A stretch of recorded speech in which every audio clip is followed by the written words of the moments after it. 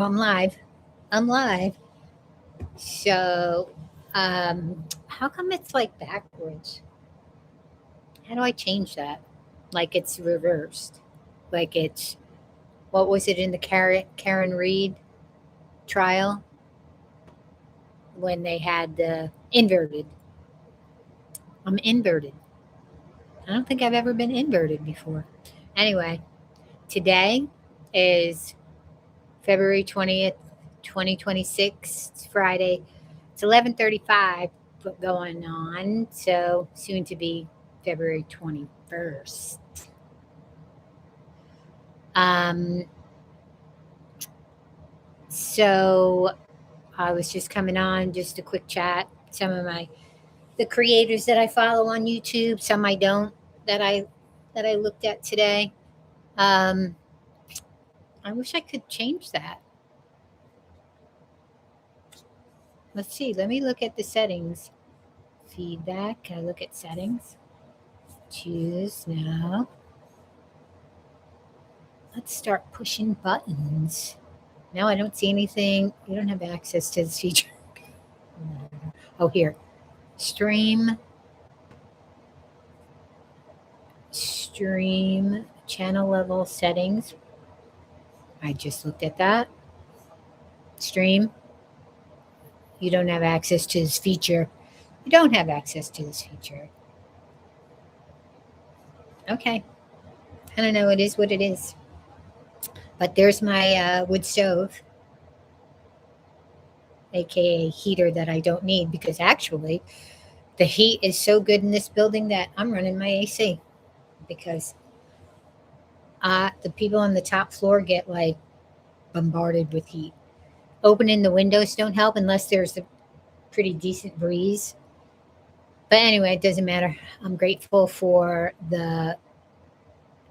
and it's just like in New York, when you're on a boiler system, you don't really control what's coming in.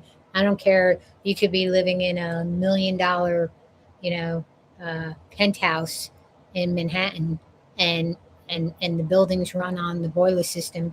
You don't have control over that coming in. So they hooked up a little thermostat in here, so I have some level of control. Imagine if I didn't have that's new, but it's only in one room. Anyway, now I'm rambling. So, all right. So, who did I watch today? I watched Down the Rabbit Hole News, which I usually watch every day. I watched my Don Lemon show or the Don Lemon show.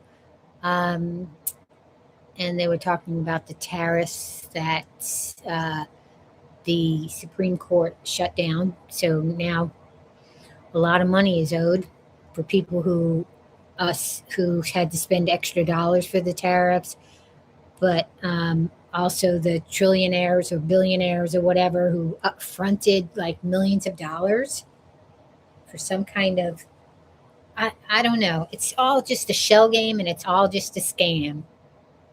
So whatever. I don't really care. I do, but I don't. Not at least in this stream. I watched. I did catch a little bit of Titanium Built. I don't know if I watched her today or yesterday. So there's that story in Ohio. Ashley Flynn, that was gunned down in a home invasion uh, at whatever time, 2 in the morning.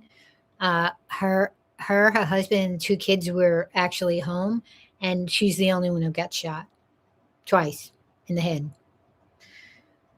Turns out, pretty quickly, they arrested the husband. Now, this guy, I forget his name already, Cody. This guy was a contestant on American Idol in 2013 when he was in his early 20s, and they have been married like since then because he talked about her. So he was only like 23. He's 39 now. Let me get out the calculator. I'm gonna get it out. So they showed it in 2013. No, actually they do live in 2013. I mean, some of it is filmed prior with the auditions and all. So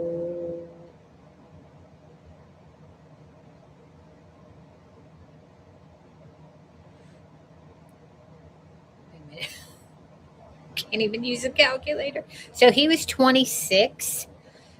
He must have been 25 because I think the cutoff was 26 at the American Idol. But so when he auditioned, he might have turned 26 during then. But he was already married to Ashley, and he talked about her. And I guess he made one statement like, Ashley's my wife, and she's really, really pretty. I'm like, what is he, 13? Anyway, he auditioned a few times for American Idol and didn't get it. And then he came back that last time. He did get the ticket, the gold ticket. I don't know when he was eliminated, though. That's as far as I got with that. But crazy story. The husband got arrested. You know, what were his charges? Murder, tampering with evidence. So apparently, he uh, hid the gun in the shed, and they found it. Um, Turns out she was shot in her bed. So everybody thought, I guess, that she confronted whoever broke into the house, and they shot her because she confronted them. No, she was in bed. Apparently, he was in the room with one of the rooms with the kids. He wasn't in the same room as. This is what he's saying.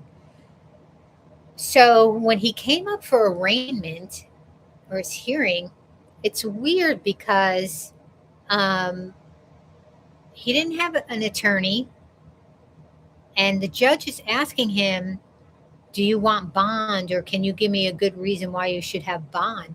Isn't that like the judge? Not that I'm sticking up for this guy or anything, but um, if you're before a judge, shouldn't you have an attorney with you?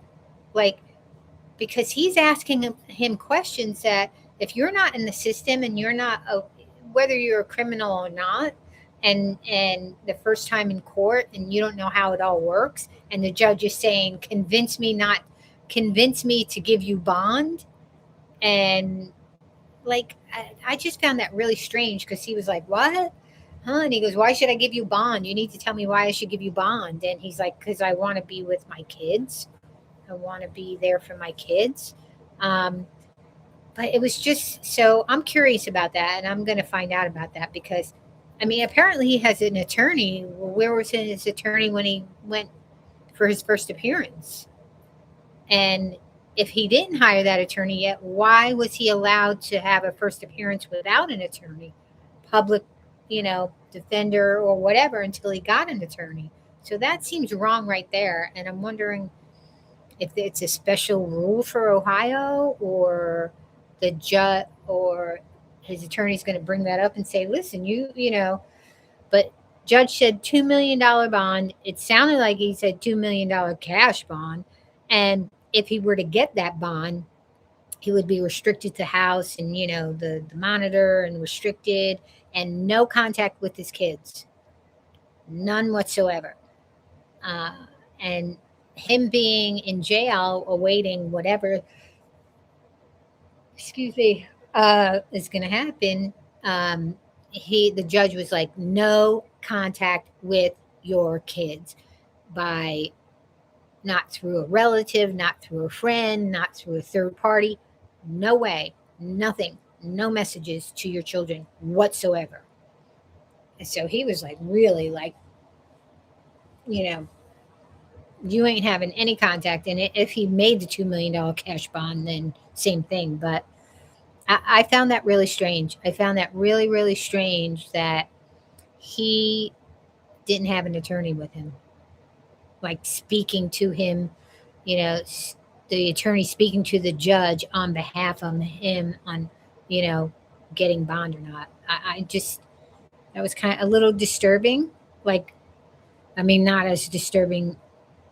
I'm just speaking law, like thinking law, not for his sake, but for those who are actually innocent.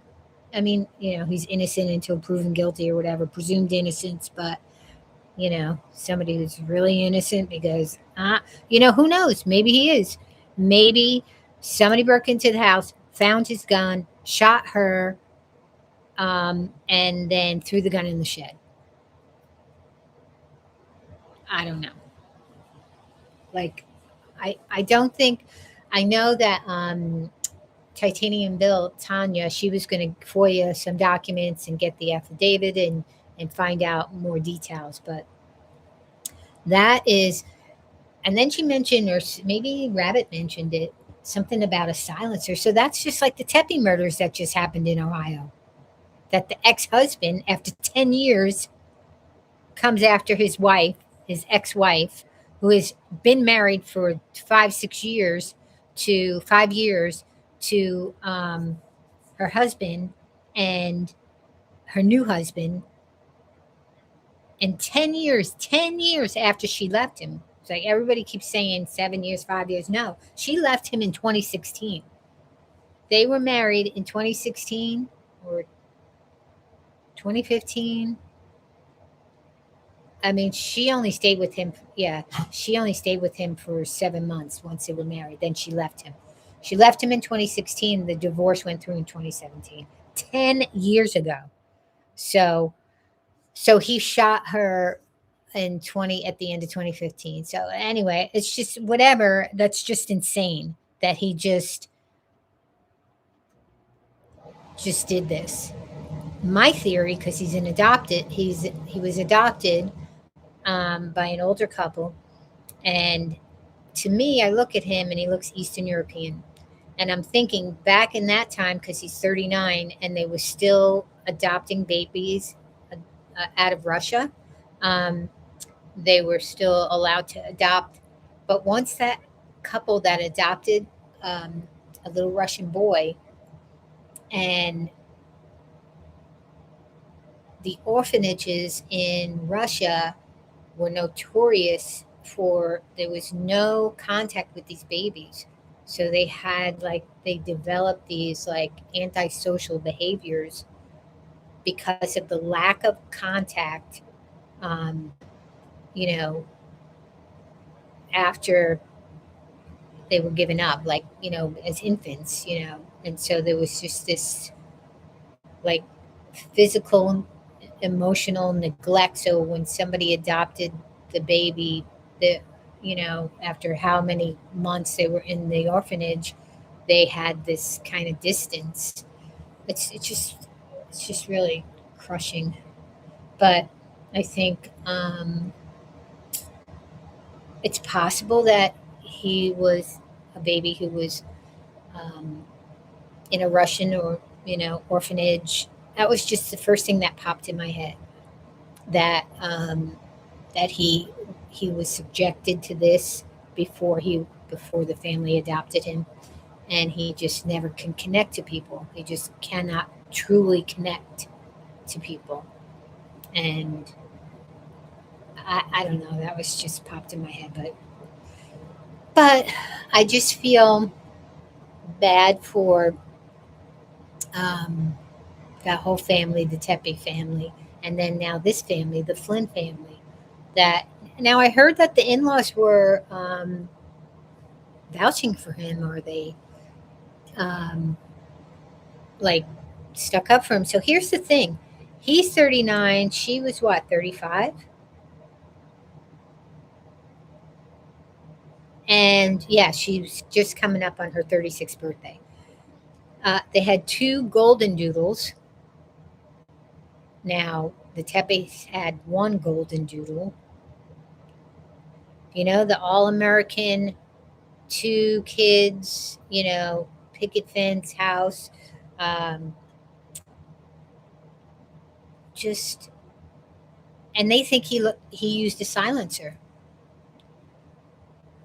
They think he used a silencer because, well, apparently the kids didn't wake up, and the kids are like 10 and 11 or something like that. I'm going to tell you something, and I don't know why people are not saying anything. Kids sleep like rocks. Like bombs can go off and they will sleep through it. Like kids and babies, like once they're asleep, and nothing's going to wake them up. So people are saying, well, why didn't the kids hear it? Well, maybe they did hear it, but also they sleep like logs. So they probably didn't hear it. or he used a silencer. And even if he did use a silencer, the percussion of that, you still hear a noise. Um, it's not going to be as loud, but it's like still that percussive sound. So anyway, we'll find out because he just got arrested. He just got, no, well, $2 million bond set. I'm curious on the law side of it, why there was not an attorney there. Even if there was a public defender awaiting for him to hire an attorney, but an attorney there nonetheless to say, Judge, you know, my client, blah, blah, blah, blah, blah. Instead of him, he was like, what? And the judge is like, convince me to give you bond. It's like he's already sounding like, oh, what's the word? My words. Conflicted, but like he already made his decision on, what happened. Anywho, so that's that. So she talked about, Rabbit talked about that case, and then of course Nancy Guthrie. And what's newish about Nancy's case today, because I listened to JLR. I don't follow him anymore. I think I mentioned this before. I used to follow him, and then he was chasing a hurricane. Was it in Texas? I don't even remember. And he put himself in such a dangerous situation, and people were screaming at him in the chat. I mean, me included, because I've been through hurricanes. And he's living in Florida. He's not from Florida. He's from Pennsylvania, but he knows the dangers of hurricane, and he was just, oh my God. And so after that, I didn't follow him. I was like, and then I heard some stuff about, him being uh, you know, he harassed people who were not um, felon followers, should I say, felon followers. I heard some stories about that. I didn't witness that. And then also I know that he was in prison for 10 years, and he sued a lot in prison to kind of, you know, get what he wanted and get placed where he wanted to be placed. He advocated for himself like hardcore. But he does sue a lot, so much so that he is like banned from suing. Like he is not allowed to sue anybody. So, uh, and then I heard that I don't know, he's just a felon follower. I don't know if he still is. I kind of glanced at some of his recent past videos, and it seems like he still is. But, at the same time, it's so weird because, I was listening to him a lot today, and the way he speaks to people, like, is really respectful. Like, in person, like, he does really talk to people respectfully. Like, people were leaving flowers, or people walking by, or the neighbors on the block. That, what's not being reported is that a lot of these people on the block that he talks to every day, walking their dogs, walking by, want the media there to keep pushing because they don't want Nancy's case to be forgotten. And, they've been staying there. Are we on starting week 4 tomorrow? And they have been sticking it out. First, it was mostly the YouTubers, and then the media started. And you know what the media is doing, which is so disgusting? Like, and they're dragging the YouTube creators and true crime creators. They're dragging them, putting them down, just saying awful things about them. I mean, there is one creator out there that did get nasty with someone who lived there, and like she asked him to move. But I don't like that creator, and a lot of people don't like him, except for, of course, his followers. And he made up a fake story about what happened one night there with the SWAT raid and what he saw. Just flat out lied. And I think the whole thing is he wanted an excuse to leave to go home to his girlfriend for Valentine's Day, and he didn't want to get ragged on by anybody. So he made this whole big dramatic story up, lie, and just disappeared, and then popped back on, like, I don't know, 24 hours later, 48 hours later, and now he's back there. So he's a liar, this creator.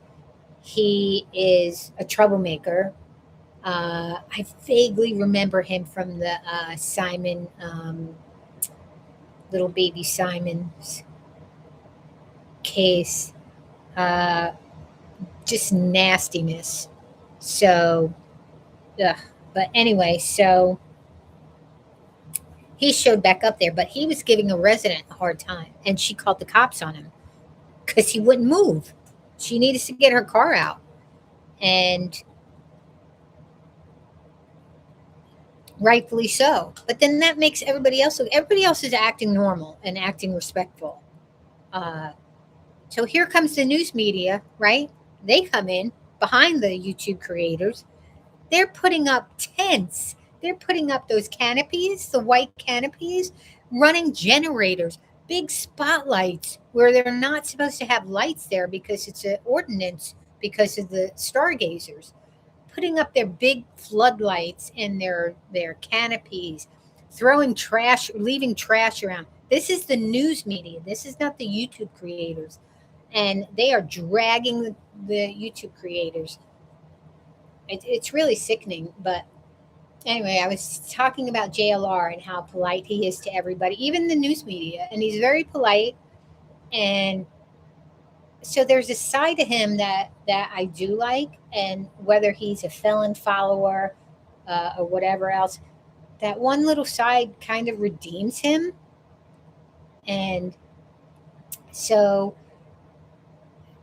I watched him, um, and one thing came out, like some kind of notification came out that they are going to be doing, and I think it's just a ruse to get them to get all the coverage out, get them all out of there.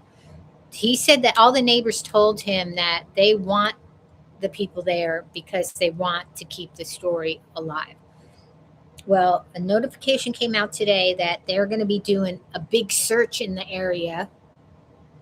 I mean, like, what? What are they going to do? Like, search the sidewalk?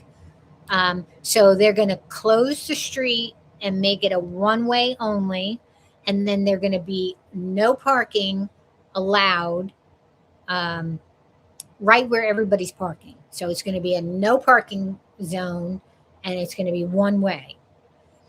And then, of course, there's going to be special passes for the residents.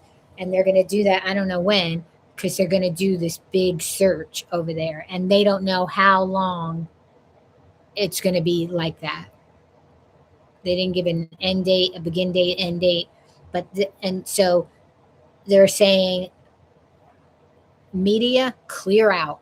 You're getting out. You're getting booted out. Now, that could be a sheriff thing because he's pissed at some of the media, the news media, not the YouTube creators.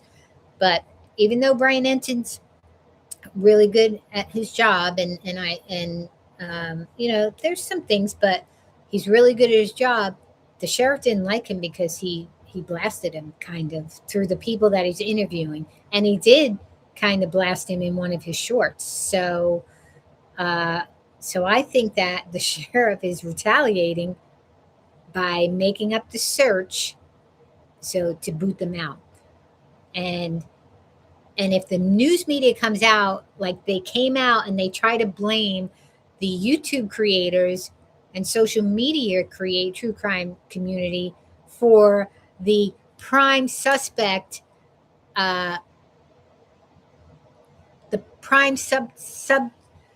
suspect being the son-in-law, that they put this out there. No, it was not the YouTube creators. It was Ashley Banfield. She is corporate media.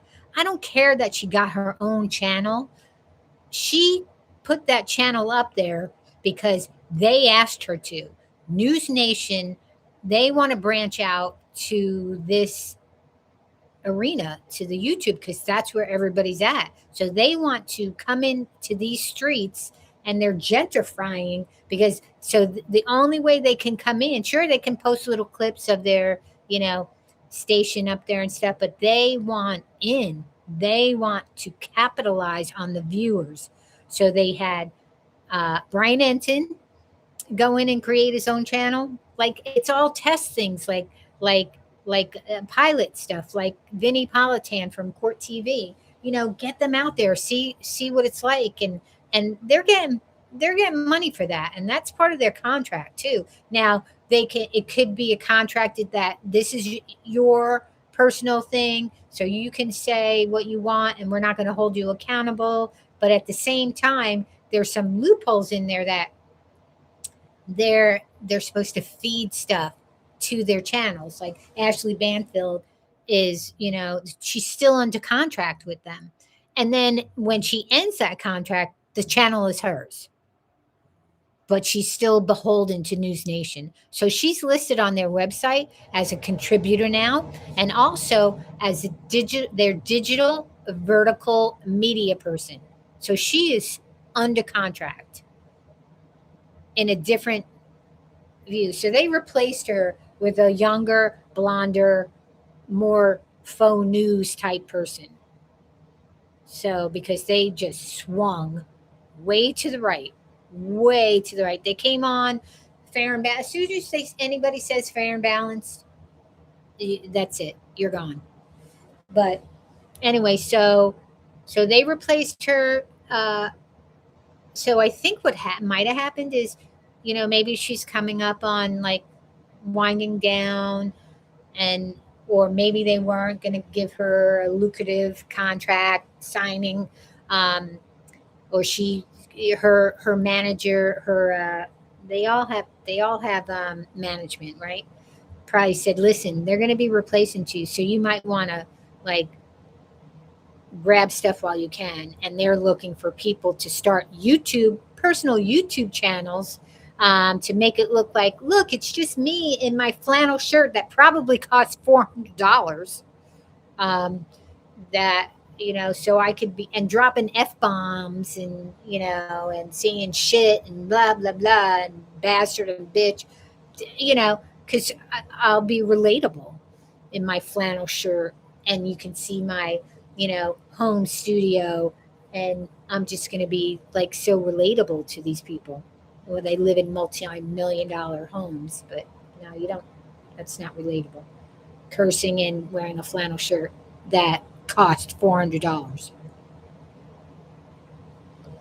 But anyway, so when people say she's not News Nation, yes, she is. She's News Nation. So she is a journalist. She is under contract to them in a different arena. She's the one who put that, and it's still up there, 2.3 million views, and that's only YouTube. She's got other, I'm sure shared to other platforms. So 2.3 million views. Now I'm sure she gets paid by News Nation for views. She feeds them stories. Shell game. But anyway, so she's the one who put that prime suspect. It's still in the thumbnail. Prime suspect. Now she's saying maybe, allegedly, could be, blah, blah, blah, blah, blah, blah, blah.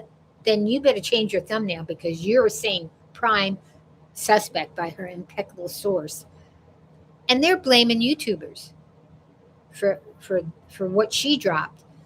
Also, and so they're just dragging, Extra and all these other stations are dragging YouTube creators, because they know they're a dying breed. They know that the corporate media, legacy media, is a dying breed, and this is the place where people are at. And they're sore losers, and they're snobs. It's snobbery abounds. And so when the YouTubers were out there and they were behaving themselves and they were gracious and whatever, and then here comes the media. slumming up the streets with trash and trash talking and throwing the family under the bus. And Ashley Banfield, runs her mouth like her and Savannah are best buds. I doubt that was ever true. She was probably sweet to her, nice to her, like she is to everybody, but would not go have a beer with her at the pub. So, so they trash the place. They're putting up their white canopy tents. Their generators are on, um, and then they're not nice because they're like out there doing their little daily reports and giving, because JLR has his camera running all the time, giving YouTubers and other people, like, looking at them like they're trash. Like, why are you even speaking while I'm talking? And JLR was making fun of this guy. But anyway, it's just, so they ruined it. So now they want the media out, gone. And they're just going to come in and say, everybody off the block. That's it. You're gone. You can't park here. You can't drive down here. Nothing. Goodbye. So I don't know when that's supposed to happen. Today, what happened is they had another one of those signal sniffers searches. So they're trying to connect to her pacemaker, because the pacemaker does have like its own special frequency, because it's a low frequency device. And from what I could research is people who have pacemakers have a transmitter. So that data can be loaded to that transmitter, and then it could be remotely accessed through their doctors, their cardiologists. So there is a connection, and so of course she doesn't have her transmitter with her, and she also left her phone was left behind, so she has the app too.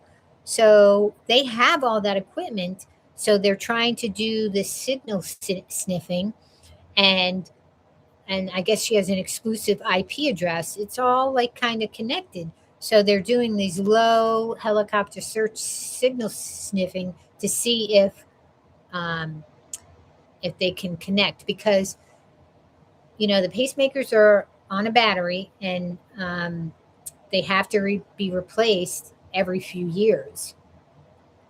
I don't know about older models, newer models, but so still running even after after a person passes, it would still be running. So now today they were at the landfill. They would look like they were heading to different landfills, but they were at the one landfill, and they came up. I don't know who got it, maybe 857 Tucson, um, where um, there was like grid searching. So here's the landfill, and there was the loops, like there was some kind of um, I don't know where they got the graphic from, the graphic of the helicopter um, making the loops over the landfill. So they've been doing grid searching like that.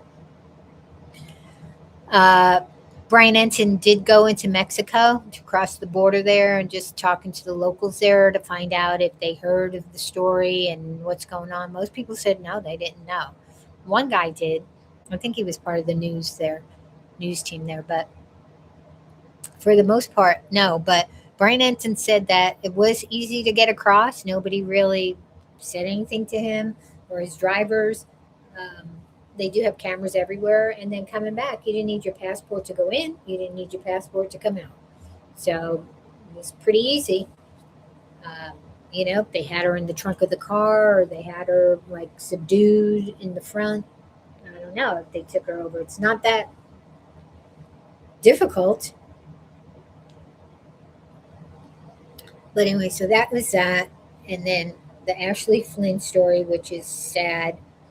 I guess the kids and the dogs are with one of the set of the grandparents. I don't know if her parents, but it was, I heard somewhere, I read somewhere that her parents were like on his side. So we'll see what evidence these people, the cops, have to have him arrested. Who else was I? Yeah, so her husband, so this is from NBC News. Former American Idol contestant accused of killing his wife, blaming burglar. Caleb is his name. Caleb Flynn was charged with murder and other crimes in the fatal shooting of Ashley on February 16th. A former American Idol contestant was charged with killing his wife at their Ohio home and staging the crime to look like a fatal burglary. Caleb, 39, was charged Friday with murder, felonious assault, tampering with evidence in this February 16th death of his wife, Ashley Flynn. So I imagine that they're going to tag on something about child abuse, endangering children. I haven't seen that come up on Michael McGee's charges, unless I missed it because nobody's been really following that. But I don't know if that definitely should be because he emptied the clip out on those two poor people. 9 for her and 7 for her husband. Crazy. So he pleaded not guilty during the court appearance Friday and is being held in lieu of $2 million cash bond and jail record show. I still question how that was allowed to happen without a judge, without an attorney. In a statement, Caleb's lawyer said his client looks forward to defending himself against the allegations. Just like Brian Koberger, I look forward to exonerating myself. We are both disappointed and concerned about the short timeline and seeming rush to judgment in this case, said the lawyer, Patrick Mulligan. I would like to know, Mr. Mulligan, where were you when the judge was like saying, hey, tell me why I should give you bond? I mean, I, I'm really curious about that. Authorities have not identified a possible motive. Caleb Flynn appeared on season 12 of American Idol, which described him as a music pastor who was born to sing. Ashley was 37. Okay. I thought she was 35. Ashley Flynn, 37, was a substitute teacher and middle school volleyball coach in Tip City, north of Dayton. The local school district said, the local school district, okay, a Facebook post. She was described as a dedicated teacher known for her beautiful smile, warmth, kindness, and the positive impact she had on so many. In a February 16th news release, the city's police department said officers were dispatched to the home at 2:31 a.m. after a reported burglary that involved a resident who had been shot. In audio of the 911 call obtained by NBC News, Caleb Flynn could be heard frantically telling a dispatcher that someone broke into his home and shot his wife. The garage door was wide open, he could be heard saying, and his wife had been shot twice in the head. The police statement said that their 2 children were home at the time, so the 2 kids were in their own rooms. He said he wasn't with her in the bedroom when this happened. He was with the kids or somewhere else.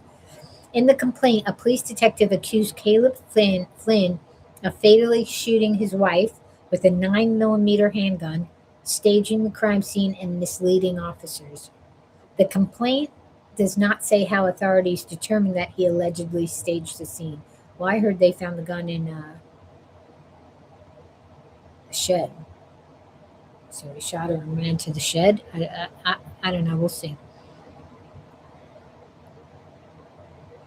Just get a fucking divorce. Should I put cursey words in there? Here, let's put cursey words in my description.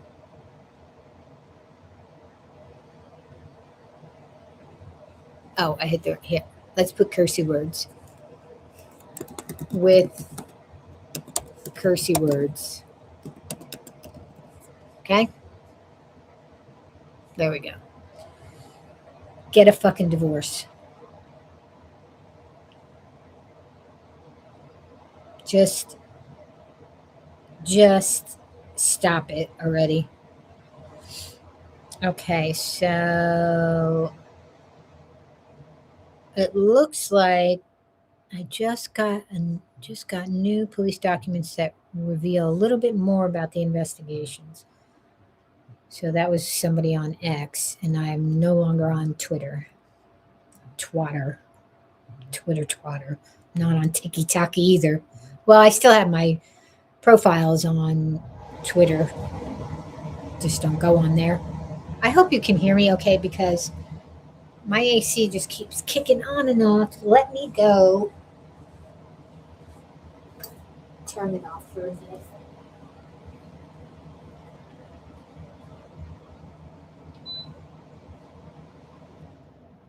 Sorry, Cassie, but it is annoying me. All right. You want to come over here, Cass? Come on. Come on. Come on. You want to be on YouTube? Come here. Come here. Cassie, come here. Come on. Come on. Come over here. Come to Baba. Come to Baba. Come to Baba. Yes. See, I need a bath so bad because I played in the snow and now it's all mud. Yes. So my beautiful coat.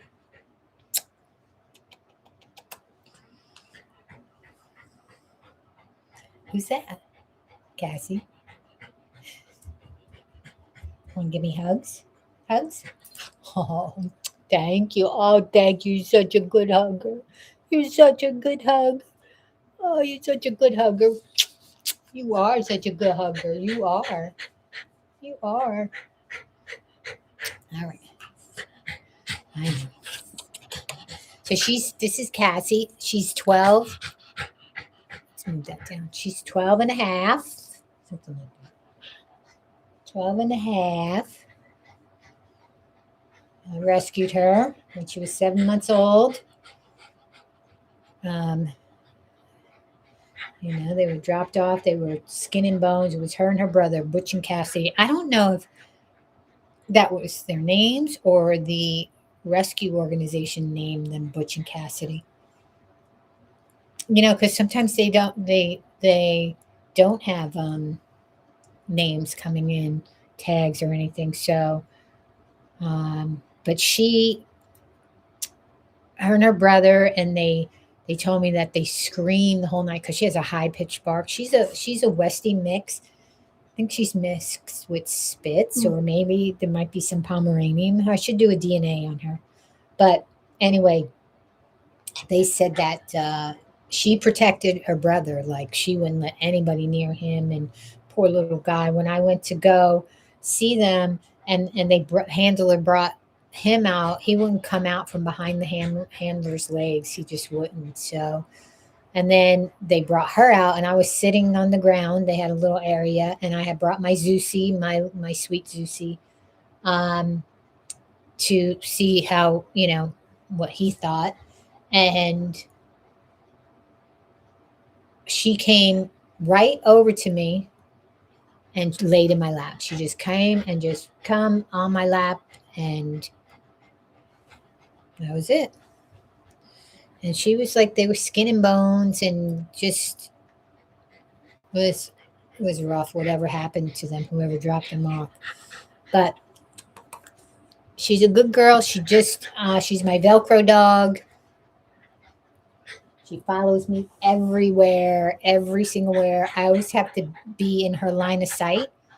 Like, she positions herself to where she sees me. She cannot not have me in her view. And I just figured this out yesterday.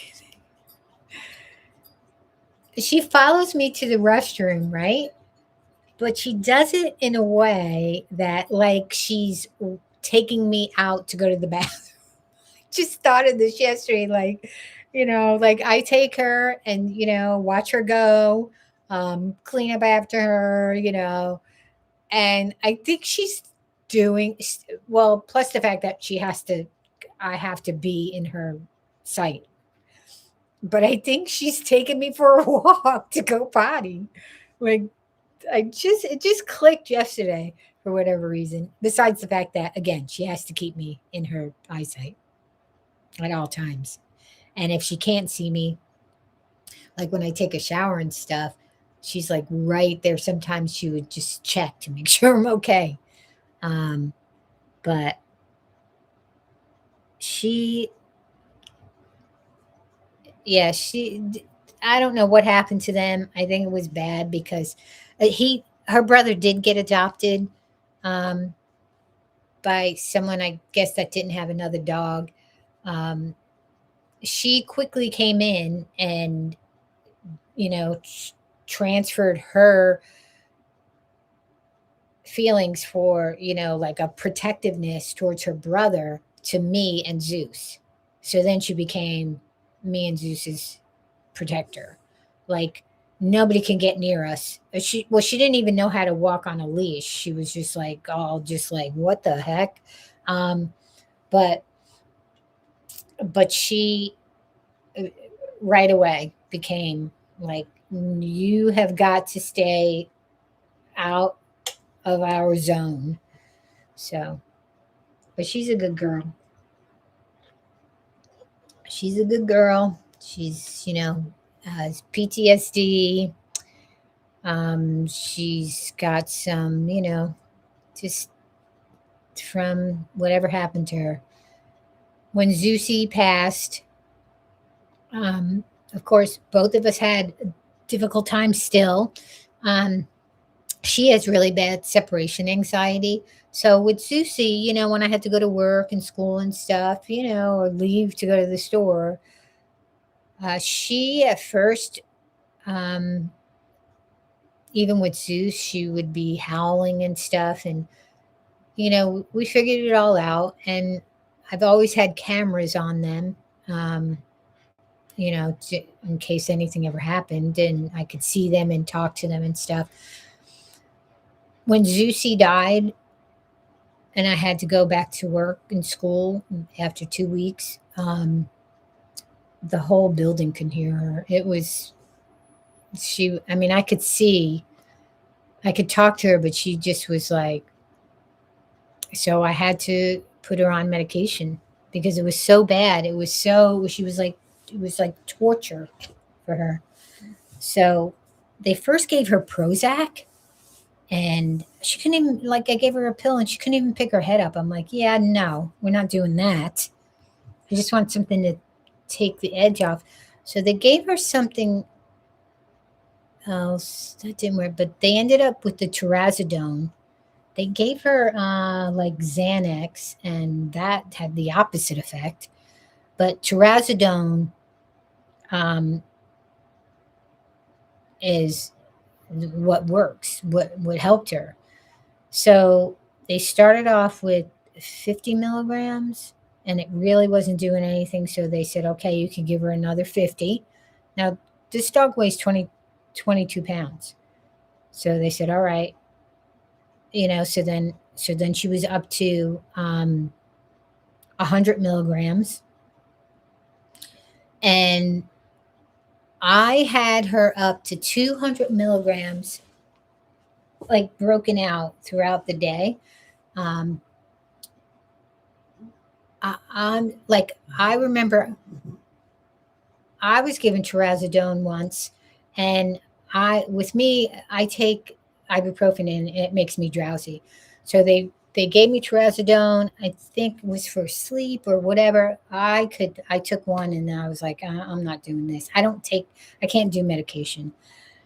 But this dog, I'm like, I am shocked that she is this high dosage of trazodone, and she doesn't like act weird or anything. It does take the edge off of her anxiety. She still has it, but it's not near. She's not howling and just she still waits by the door for me and stuff. And but she's not like in this howling like pain when I'm gone. So, but I do split the dosage up and then I try to cut back. So I got it down to 150 and then I went back to 100, but then her anxiety spiked back up. So she's at 150 and she gets it throughout the day.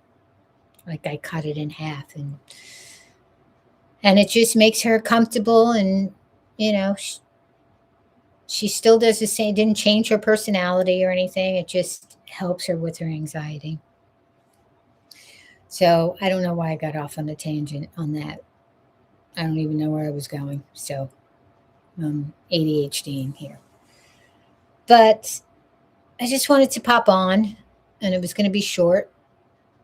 I like doing this here, even though nobody's listening. I see people popping in and out because when I watch the streams, when I'm watching the live streams, like, down the rabbit hole news and titanium built and JLR and whoever else I'm watching, uh, that I, go in the chat and I'll put in comments, or if I know something, I'll add it or whatever. But I watch Gavin Fish too. I don't get any like real, like, I feel like I'm not being heard. Like sometimes fellow chatters will chat with each other, but then you feel like you're disrupting because some of the creators don't like when you do that. Some of the creators don't like when you get off topic. Like if you're talking about what's going on, it's fine. But if we kind of get off a little off topic or joke around and stuff, some creators don't like it and they'll let you know, tell you to move on. Um, I don't do that. I don't really do that, but there are some creators that don't mind it. Um, so I'm just thinking, I'm just going through.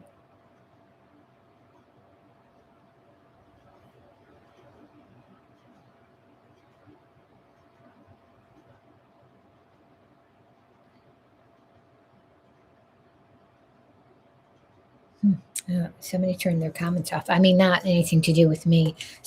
There's some of these channels, the true crime channels, kramas they call them, because it's more about them and their drama between each other and or their followers and stuff, and it's just like, oh my god, like I'll watch it for the true crime content, and then all of a sudden they become these like channels where they're all fighting with each other and they're talking about this, the true crime, but then they're mixing it up with all their own personal drama. So I don't usually stick around for that. And I see, I it was a new channel to me, and now I see that it's a Karama channel, so I won't. I'll unfollow that person because really, I'm going for. If I wanted to watch Krama, I would watch it, but that's not what I'm there for. Now I do watch The Wizard of Radical Self-Respect. He's talking about. Let's listen. And they need to come forward. That's the best piece of evidence, Tony. But I tell you what, that. All right. Jennifer Coffin Doofus. So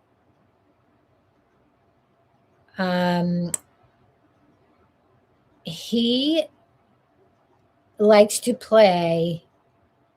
He plays both sides, but it seems like he just plays the worst of Jared Mello. Like he plays Megan Kelly. Like many of us are like, see ya, we can't even, like, with Ashley Banfield quadrupling down on this whole prime suspect and her impeccable source thing. Like she's not apologizing to the family or anybody. She's just 10 toes down. But he'll play Megan Kelly, who many of us can't. And then also Jennifer Coffin Doofus, another one. This woman fat shamed a 16-year-old. I just can't. So right now she's on hidden, what is it called? It's what's his name? I actually do follow him.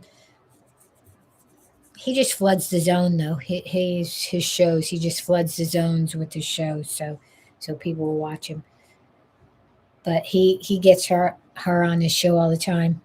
Can't stand it. So what Jared does is he will play all the he'll play all the creators and news media that's kind of popping on YouTube in his show.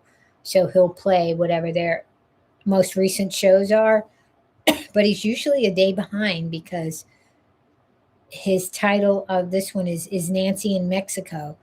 So is Nancy in Mexico? What does the blood on Nancy's front step mean? They've been talking about that, like it's a nosebleed, it's a hand bleed.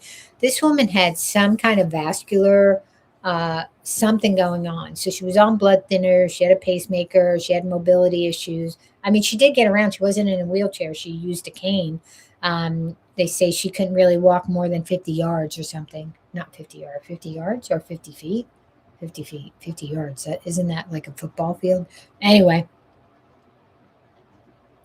but her arm, so there's pictures of her with Savannah, and her whole arm looks like, it almost looked like she was a burn patient, but it's just all bruised and she had bandages on it. And it looks like that's just the way it is. And it could be from whatever medical issue that she has. So you can tell that if you just touch her, she's going to bleed.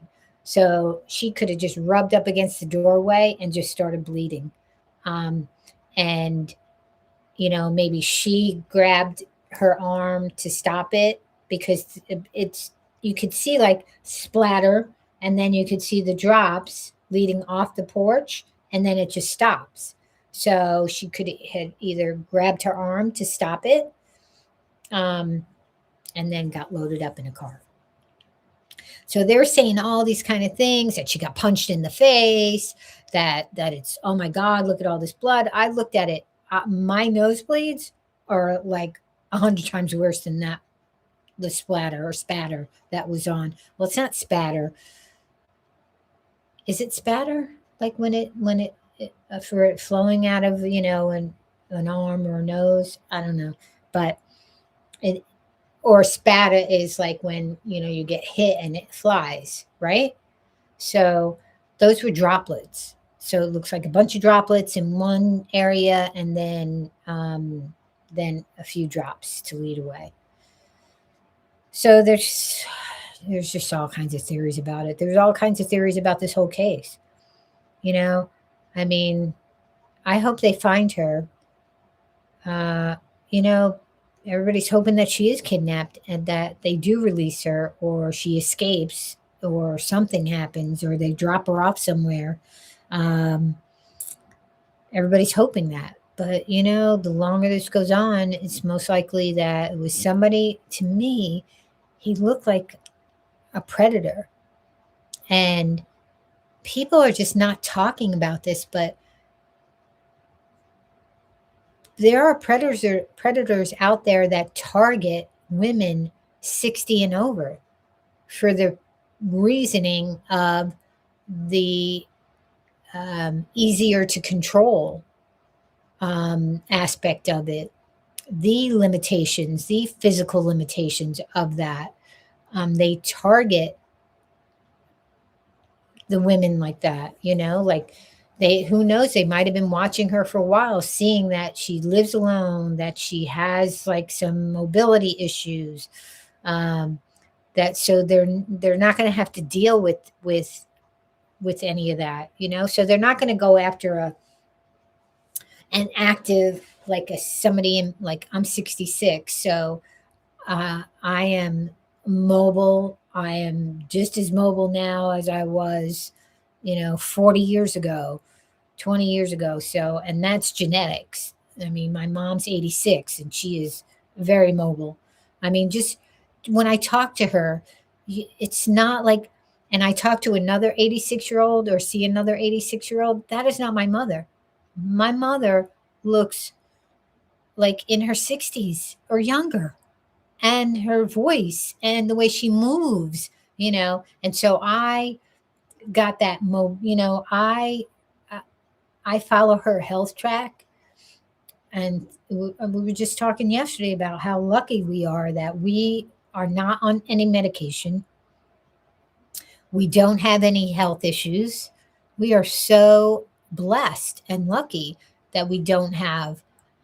We have some genetic, maybe cholesterol issues, but we have, my sister helped her to.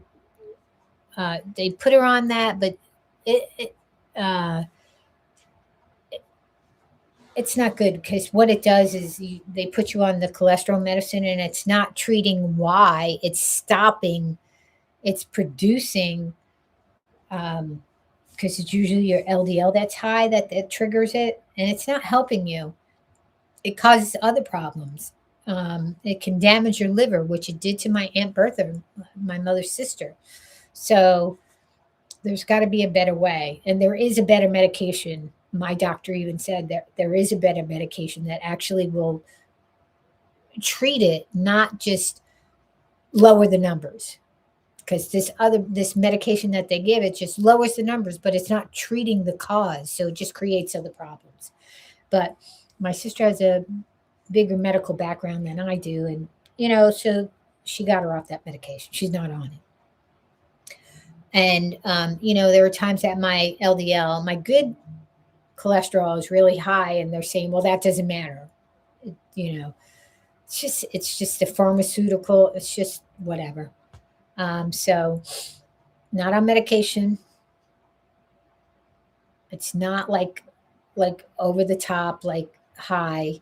It's just that one number, and I'm not taking medication to lower a number when it's not treating it, and it's going to cause other problems.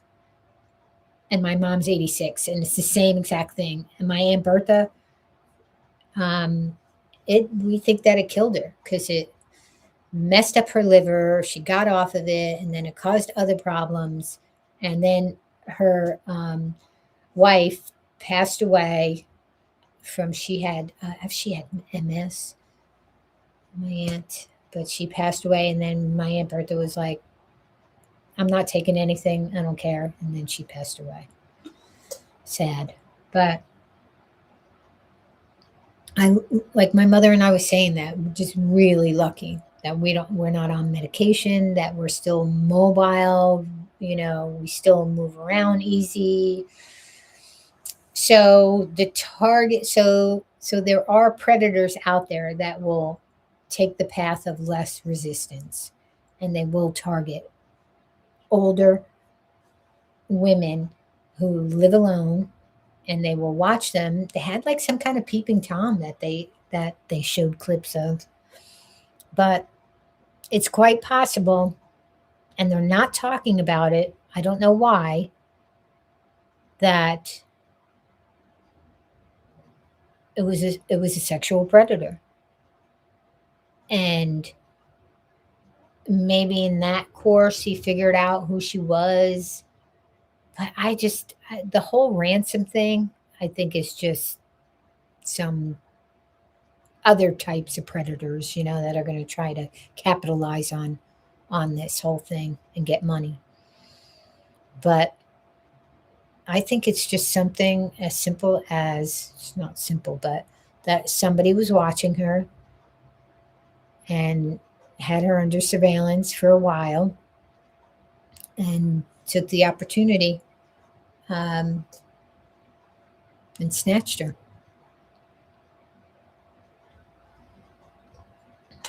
And people aren't talking about it because they're like, no way. Like, what's his face? The self snitching lawyer, River.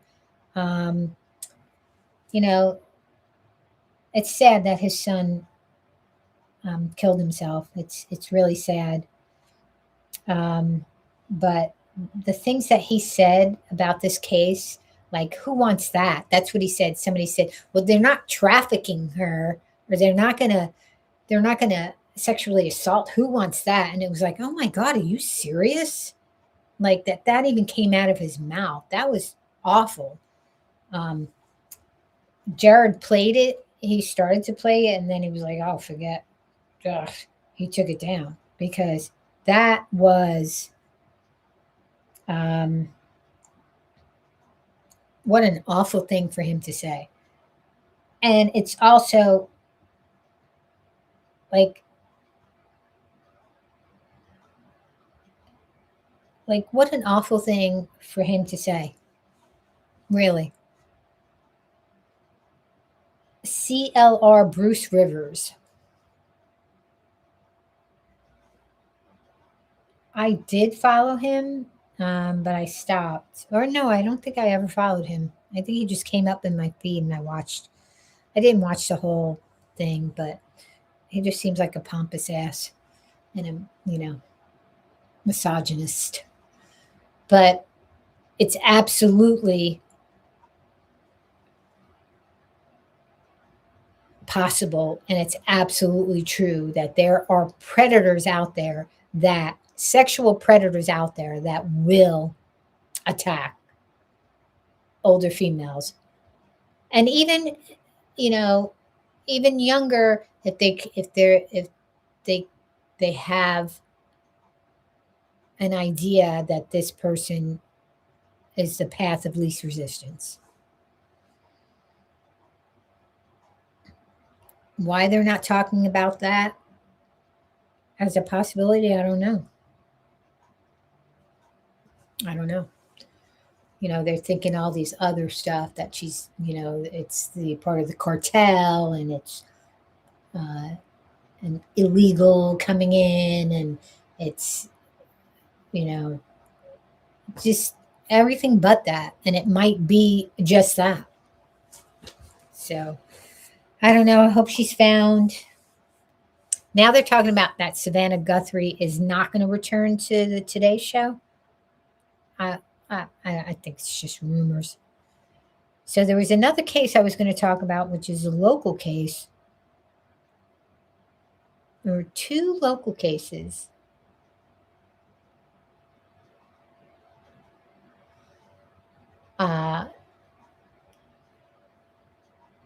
One was a witness at a trial who had given some testimony. Then it was on the lunch break, and he went out. Everybody went out, and the person that he was a witness against, shot and killed him right across the street from the courthouse. So now, then he disappeared, and they caught him, and yeah. And then there's another case where an 11-year-old killed his adopted father, shot his adopted father because he wouldn't let him play the Nintendo. He told him it was time to go to bed, took the Nintendo away and hid it in the safe. And when he went to the safe to get his Nintendo, he found the gun and shot and killed his father. 11 years old. And they're charging him as an adult. That whole story seems kind of strange to me. Again, 11, where was he adopted from? Like, what's happening there? So, just that's shocking to me.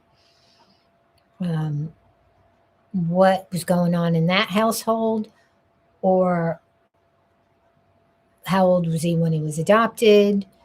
Like, what is the story with that family? And was it him? And 11 years old, and I just can't even. I just can't even. So, those two stories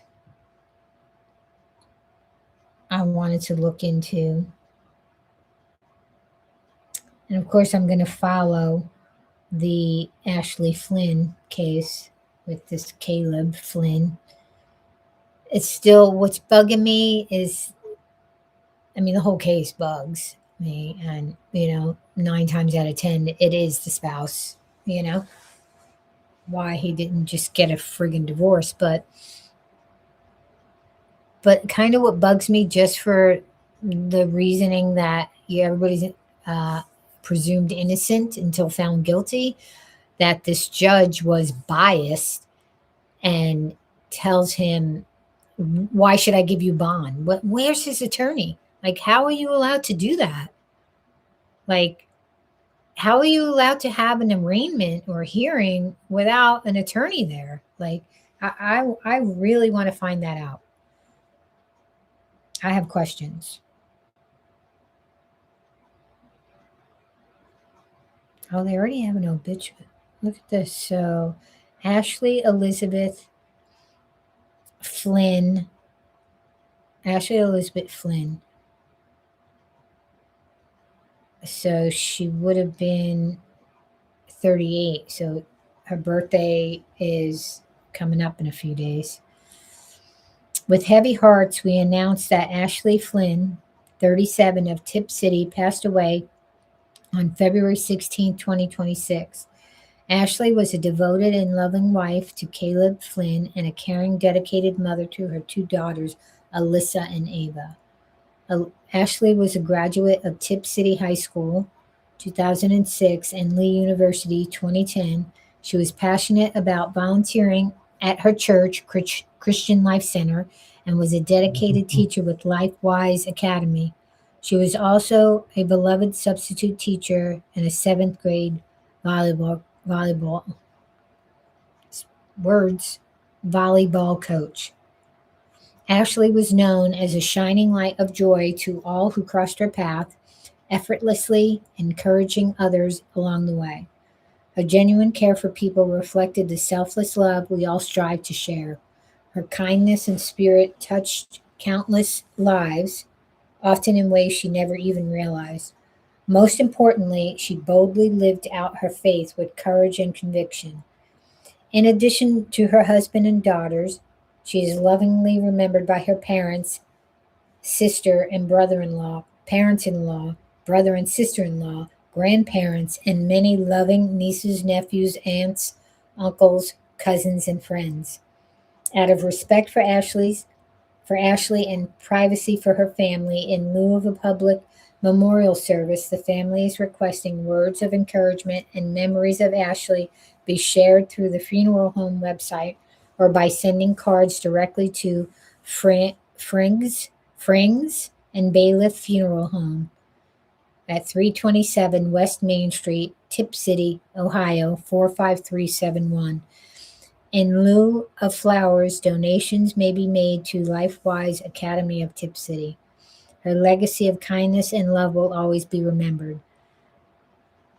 So you can order memorial trees or send flowers to the family in memory of Ashley Elizabeth Flynn. Please visit our flower store. Okay.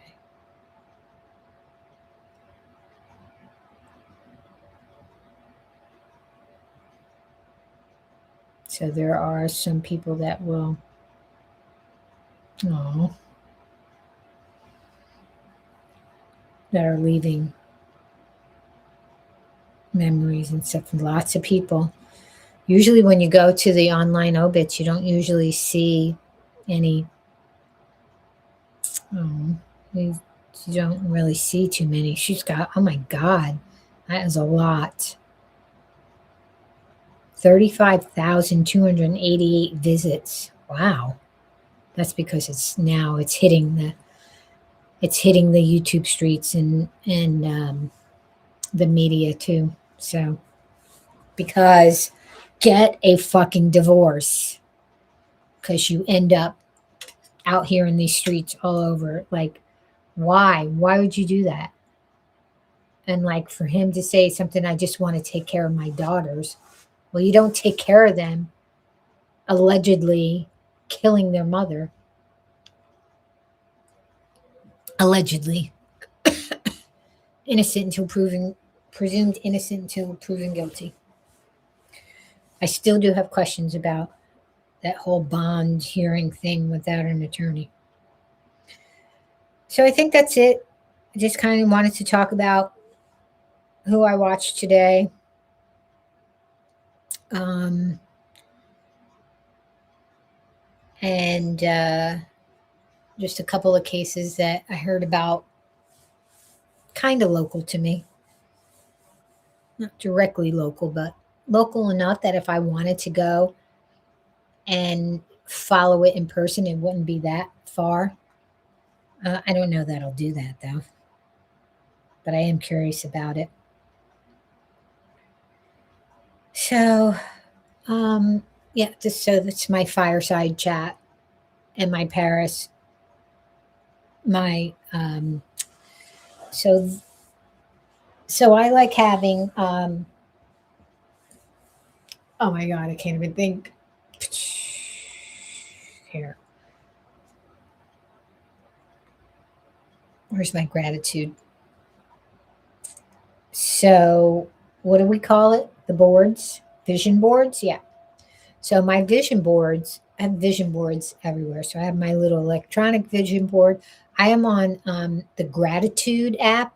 So the gratitude app is you can get a subscription, which I did for a while. I had a subscription. I think it was like $29 a year. But when when I was moving, I was just cutting back on stuff. But you can still use it. If you don't have the subscription, you can still use it. And it's so cool. It gives you prompts about what you're grateful for. And also I created has affirmations, dailies, and journal, affirmations, dailies, and a vision board. And I created a digital vision board. And it's just really cool because you could do it to music. And I just really like that. But I like, when you do your vision board, I have poster board, and on my all my vision boards all my life, whether I just write it down or put it up, or I'm cutting pictures out of magazines or whatever, photographs. Um,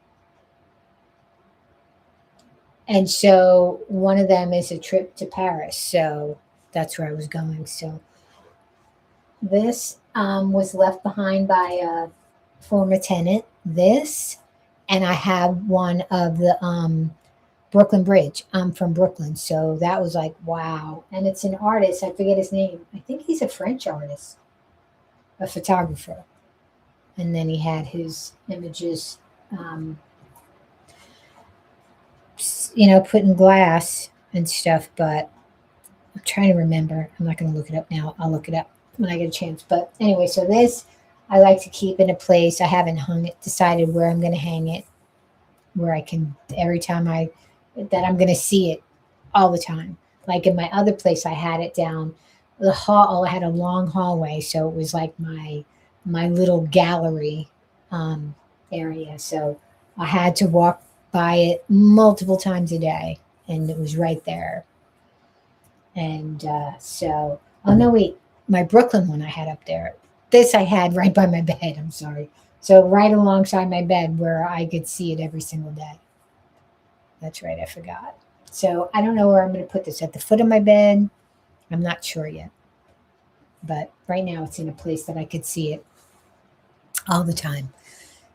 And let me see something with this. Let's see. This is kind of loud. Let's see if I turn it down. Let's see if it's something that I can.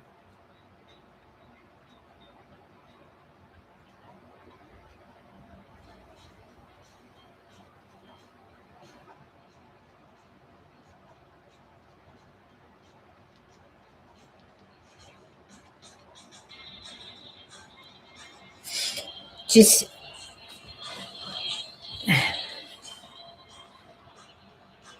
oops. I just want to make sure that there's nothing, no real personal details in it, to out dox myself.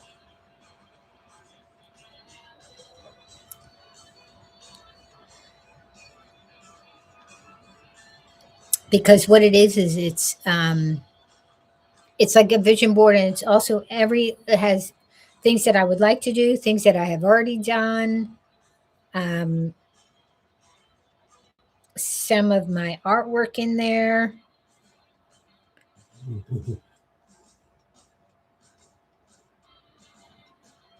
And it's pretty cool. Um, Let's see, can I do it this way? Oh, yeah, I can. And I really like it. So, like I said, this app, Gratitude app, it's a really cool app. All right, it's almost done, and then I'll show it because I just wanted to make sure that I don't think I have anything in here that's like.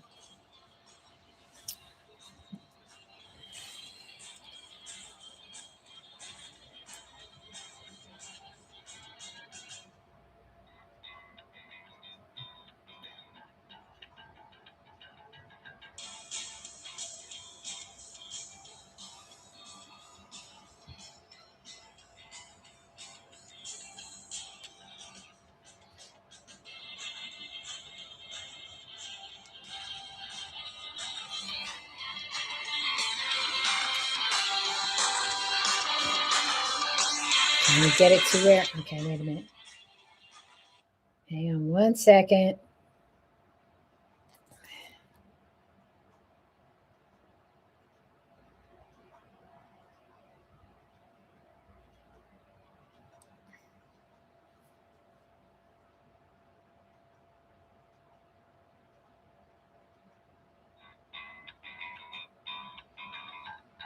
Let's see if I can get it to where you can see it, because I think the light's in front of me, so that's why it's going to be too glary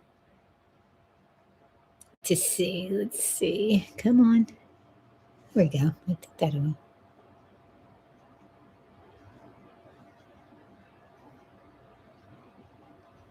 I can't even.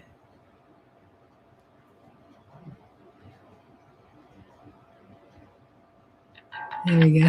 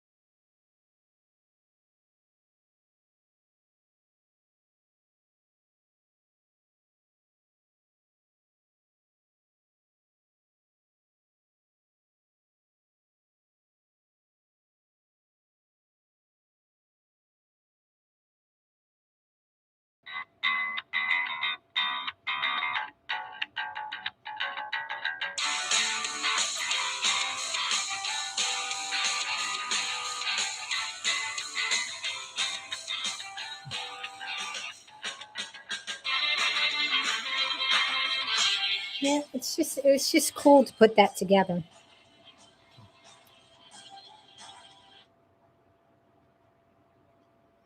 And that very first photo on here.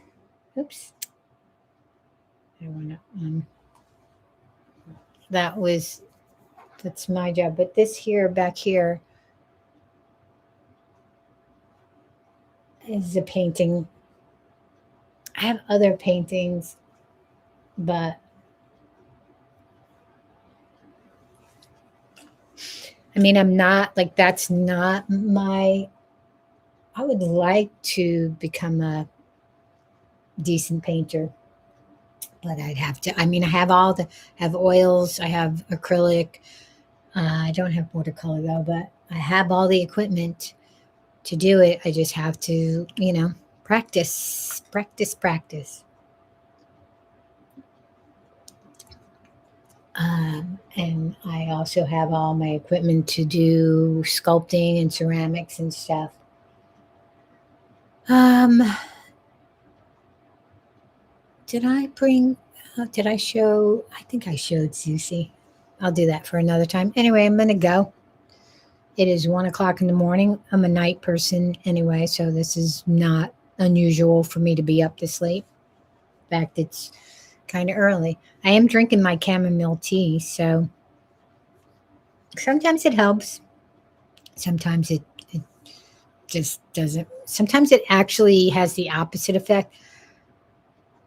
Remember, like I used to sometimes get like it's valerian, which is like nature's Valium. And this is why I can't do any kind of anything. So I thought, oh, I'll just try this valerian. It's supposed to make you really relaxed and, um, help you to go to sleep and have a good. No, it did. It was the complete opposite. I have restless leg syndrome. I've had it all my life. Um, the only thing that helps it, which I found, is ashwagandha. I have magnesium ashwagandha mixed with ashwagandha, and that actually, if I can't just deal with it, I'll take that supplement, and it actually does help with my restless legs. But so I took this valerian, and yeah, it just had the opposite effect. It did not relax me. It just my anxiety went through the roof. My restless leg was like, oh my god. And chamomile, um, which is supposed to be calming and stuff. When I first tried it, and this was when it was not overly processed and stuff. You'd go to the herbal stores and stuff. Didn't really. So now they mix it up. Uh, Now, and it's no caffeine and stuff. So now I think it has a little bit of a calming effect on me, but I'm just uber sensitive to medications. Especially, mostly, I think what it is the fillers in medications that I have a reaction to. So I'm lucky that I don't have any health issues that would that I would have to take medication for because I probably die. And I think that's like what happened with my Aunt Bertha. I think she literally died of a broken heart, though, because her and Louise were together for 40 years. How old am I? Yeah. So I think she died of a broken heart. Anyway, I'm going to get ready for bed. Cassie's already passed out right here, right next to me. She's out cold. She sleeps with her eyes open. Lately I've been noticing that she has been closing her eyes more when she sleeps, but this dog sleeps with her eyes open. Like her eyes are open, but she's asleep. Her tongue is hanging out of her mouth. She's asleep. Lately, like I said, I noticed that she's been actually closing her eyes, but because she always has to keep an eye on me, always. She's always watching me. Sometimes I'm like, oh my God, Cassie, you're creeping me out because she's always like intently, obsessively watching me. One time I took a video of her because I'm like, oh my God, you're just creeping me out. Just watching me. And it was like, um, if she's on the bed and she could see me, like, I just felt like somebody's watching and there she's like looking between the bars at me. She cracks me up. Anyway, like I said, I'm going to go, but nothing. Let's see if there's anything. Like, I kind of like just rambling. Like, if anybody, oh, this has to be charged. Anybody could pop in and listen and pop back out one day I'll have people listening to me, maybe. If not, I don't care. I just like, I talk to myself anyway. I talk to Cassie, I talk to myself. I'm in here doing whatever, and I think out loud and talk out loud. And so, why not record it? Why not?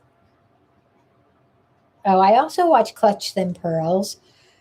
Uh, I mean, sometimes he comes up with, or they come up with wackadoo theories, or they don't have their facts correct. And, you know, so here, so this is the title of their latest One Big Scam.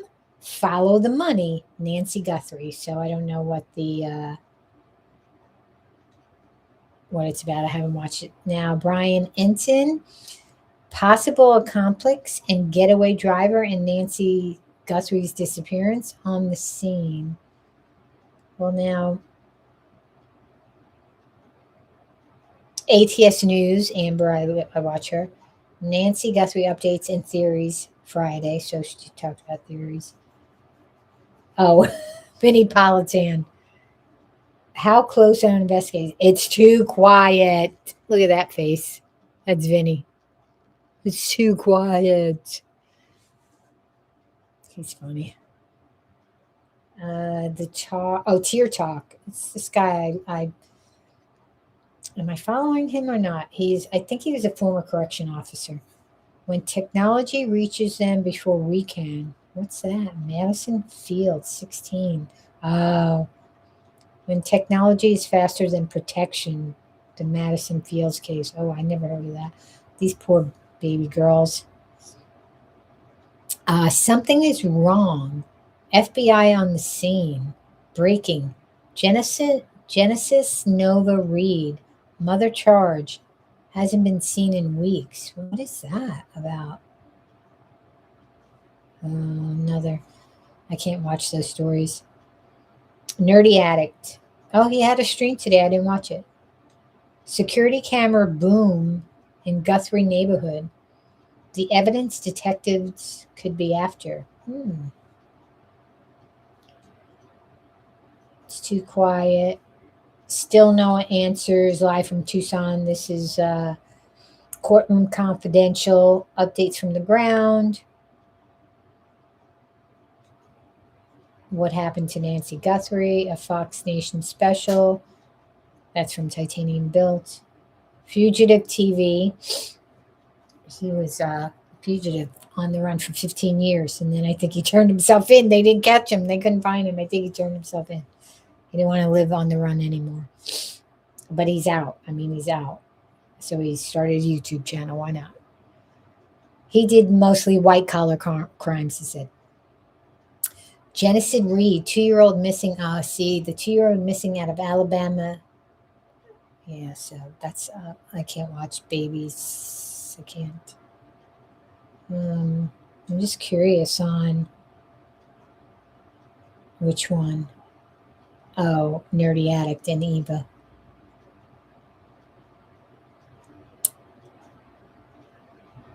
Let's see, Nerdy. Oh, wait, Brian Enton. There was something that caught me. Group of kidnappers. Appreciate all the support. Please click to subscribe. Really helps me grow the channel. I'm outside Nancy Guthrie's house, of course. It's now day 20. It's Friday. I know I got my days mixed up yesterday, but I think just a little sleep deprivation. I got my days mixed up too. I thought today was Thursday. From the sheriff's office I was really confused. The possibility of more than one suspect, which I'm going to get into. There's more that I want to talk about with the possible Mexico connection. I also just want to show you guys, like, outside of Nancy's house, there are so many more flowers and just sort of like things that have shown up really over just the last couple of days. A lot of the neighbors have been turning out. This one says, Nancy, may this light guide you home, and there's a little light right there. Nancy, please come home. Yeah, the neighbors want the media out there. Your mother hostage. So if they get kicked out, it's the sheriff. Sheriff These doesn't flowers. want them. Dear Guthrie family, your neighbors stand with you. There's so many out here. We pray for you, Savannah and family. Prayers for Nancy Guthrie. Let Nancy come home. It's interesting. The neighbors in the beginning, it seemed like were kind of not standoffish, but I think they just were trying to be respectful to the family. And now they seem to be coming out more, talking more, bringing more flowers. This is kind of interesting. I saw this earlier. This says, an open letter to the kidnappers. Feel free to read and return it to this envelope. One of my producers said this was over here, and I actually haven't read it yet, so I don't know what it's going to say. A reminder from a fellow sinner. The depictions in these pictures is happening whether you know it or not. It is also happening whether you like it or not. Do not be the reason Our Lady of Guadalupe weeps. Yes, you are in my rosaries. Our Lady of Guadalupe, pray for us. Kind of interesting. And then there's like yeah, I watched her on JLR's channel. Bring him out. A lot more sort of showing up out here, almost like sort of a memorial now forming outside Nancy's house. So the latest on the investigation I'm going to get into, there was a little update from the sheriff's office, the possibility of more suspects, and that they specifically put that in the release I thought was interesting. And I've got a retired FBI agent who actually specialized in Mexico and worked in Mexico. And I'm really interested to get his take on a couple of things. So all that's coming up in this episode of Brian Ensign Investigates. Hey guys, all right, I want to give you guys the latest updates on the Nancy Guthrie investigation. We get these updates every day from the Pima County Sheriff's Office, and they kind of go through several different bullet points. I'm going to again get to my guest in a second, who's going to help me really dive into what they may not be telling us and what may be happening behind the scenes. And I can assure you, there are things happening behind the scenes, obviously, that we don't know about, because there are literally hundreds of law enforcement officers in Tucson right now. You see them around, and there's a lot of investigating happening. So I'll get to that in a second with my guests, but let me read you their official update for today, for Friday. They say detectives and agents continue to actively follow up on leads. Neighbors have submitted surveillance video from the area, and investigators are carefully reviewing the footage. That's interesting because you remember we saw the detectives at Nancy Guthrie's neighbor's house the other day, looking at what appeared to be like a ring camera floodlight outside, and we've seen them at other houses too. So apparently they are still getting surveillance footage from the area. DNA analysis is underway on biological evidence recovered during the investigation. This process can be lengthy. There's no additional information available at this time. Hang on a second. So we're looking at the front porch of her house right there, right? So the blood droplets were found in that little like vestibule where her front door is. So it's like covered, and so it stopped like, no, it might have been all the way down that walkway. And like the only way for a car to be would be in that little roundabout right here. Like if they pulled up, so it would be at the end of that maybe. And maybe the blood wouldn't show. I don't know. Like,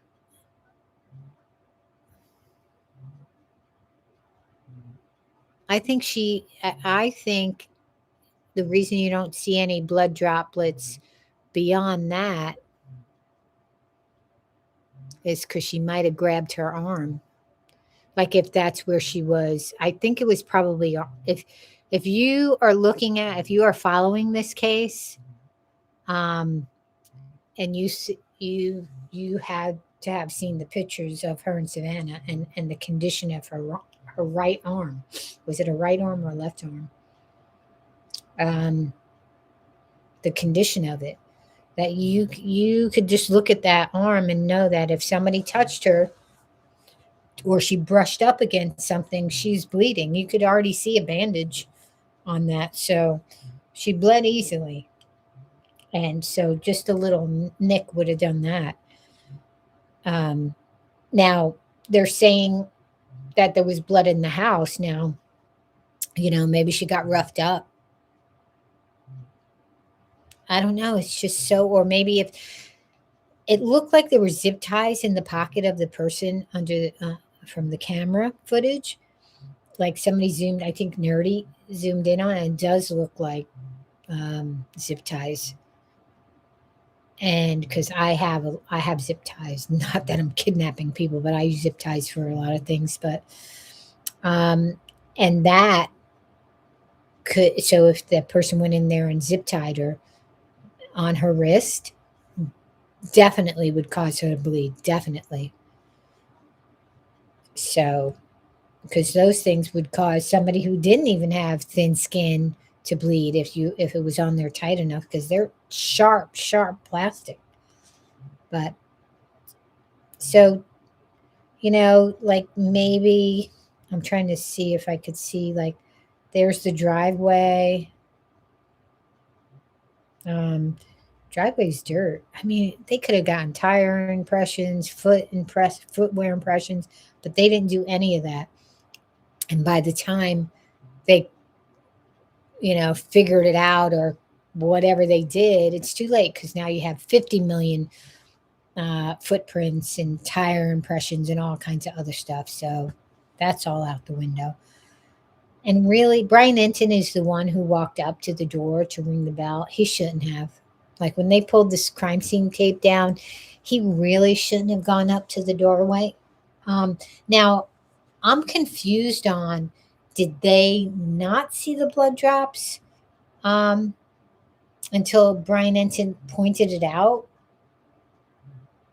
Uh, that would be really bad, because that would be bad. And that would be, to me, like so egregious, just like with Idaho, where they did not take that trash that was right outside that sliding glass door, knowing that that was the exit point of the person who did this. They knew it from the roommate. They knew it because it was open. They knew that he exited that door. Why did they leave that trash there? Why? That really bugs me to this day. They never picked it up. And for so I could totally believe that they saw the blood drops and didn't do anything about it until Brian Enton went, there's blood drops here. I wonder if they know about it. Now, I thought I heard somebody say, like, or somebody asked the sheriff, but I don't think I think they saw it and they just didn't do anything. Just like the investigators who just threw their gloves all over the place. Like just certain things is like, please, you know? I I don't know. I don't know. I mean, it's day 21 and there's like no, now we don't know what FBI knows or what the cops know, or we don't know. We know nothing really. Just a few things that they released, but and then from what we can kind of figure out, what they're telling us from boots on the ground or whatever. But I hope they have something. Like, I hope they have something, and I hope they're flooding the zone. Like it sounds like they're doing that signal, but they're looking for a recovery, not a rescue. Doing that, so maybe that's what's in their thinking, or maybe that's what evidence is pointing towards, that it's a recovery and not not a rescue. And so if it was true, because JLR did call the landfill that they, saw that they were at, and the person there was like, we don't know about anything like that. We didn't hear a helicopter, which to me is BS. And here's the thing: when JLR called that landfill, and it was like a greeting, and it was going on and on, he pressed zero, because that's what I would do: press zero, bypass it, and it connected directly to the detective's office at the police department. It's a landfill, and it went right to the police department, which was so bizarre. And he didn't ask the lady. He asked the lady, "Did you hear? Do you know that they're doing a search there? Did you hear it?" blah, blah, blah. And she's like, no, no. But he didn't ask her, why is your, like, when I press 0, why does it go to the police department? Why is it? Now, I bet they got a bunch of calls after he called. Anyway, I think I'm going to get off now because I just woke Cassie up. And I think it's time for bed. One other thing I wanted to say, just in closing, I wanted to say happy Black History Month. I can't even believe the month's over already. It's 21st. So I hope you're learning the history of African Americans. We have my ancestors, my descendants on my mother's side were slaves. So we have our history that we're still trying to find out because, my mother is also indigenous too, and I am. So my sister's trying to find out what tribe. We do have my great grandmother in her traditional dress. We're tribeless from kind of almost all sides of the family, but mostly my mother's side of the family. The Black and indigenous side are tribeless because we were, they were forced here, and then the genocide was committed on the indigenous, our tribe. So we're trying to find out, but just find out, just research and look into and know about the Black history in this country. And I'm glad that one of the exhibits that the felon had ordered to be taken down in Pennsylvania, Black history, was deemed like he was wrong and they were forced to put it back up. That's disgusting to me. Not going to get into it. I'm going to tell you exactly what it was. It was a horrible thing.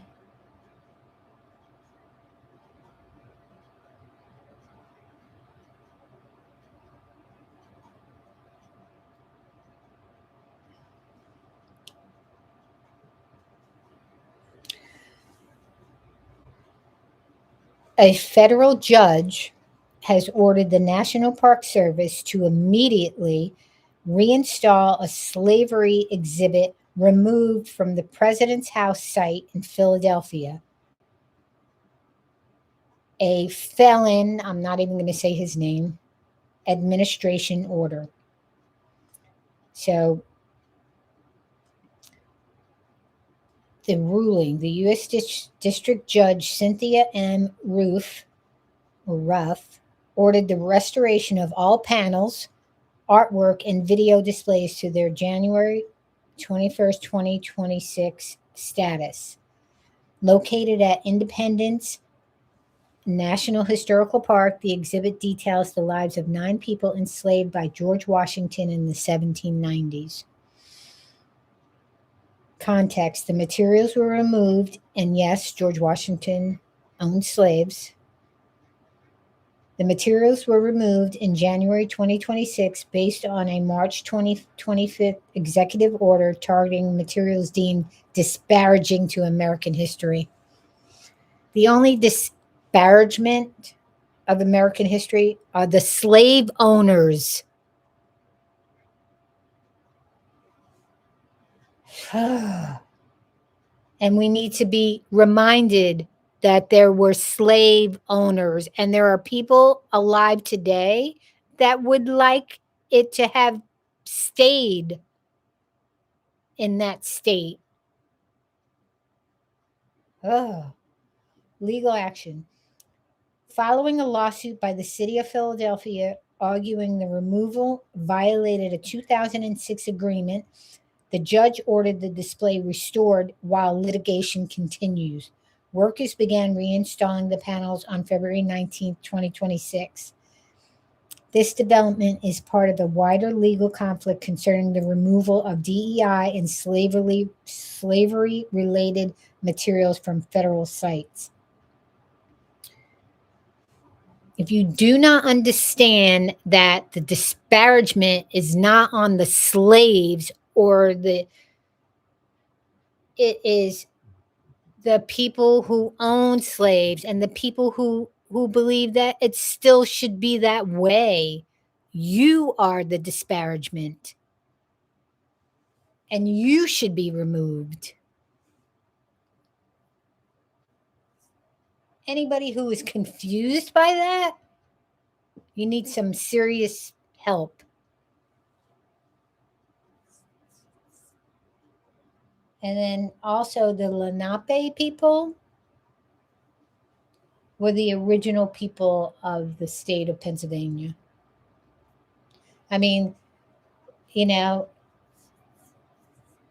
are so many tribes that were completely annihilated and wiped out, and genocide was committed. It's just, what, we should forget all that? We should forget the enslavement of people who were kidnapped from their country and brought here and enslaved.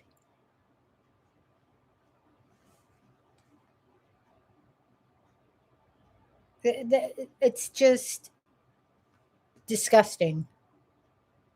And anybody who believes otherwise, you need help. But then again, I don't think anything can help you, because what is wrong with your brain? The same thing that is wrong with the felon's brain. Just disgusting. There, I said it. I spoke it, and I'll keep on speaking. I don't want to get off topic, but there is no topic. I just said chats, right? Fireside chat.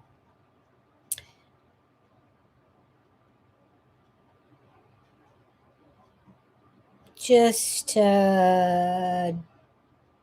disgusting is too light of a word. It's fucked up. It's fucked up. But there's going to be a reckoning. Anyway, I've been on here for 2 hours, but I could talk as long as I want. I don't think I have a time limit. I think I could just, I see people live streaming we don't want to talk about HTC and her 9-hour live. But yeah, I know a little bit about a lot. It seems like just my brain just takes all this stuff in, and then if there's trivia or questions about something, I seem to know little bits and stuff, which is crazy. Anyway, Cassie, she's like, it's time for bed, mother. It's time for bed. I'm watching you. I still got tea. I want to finish it.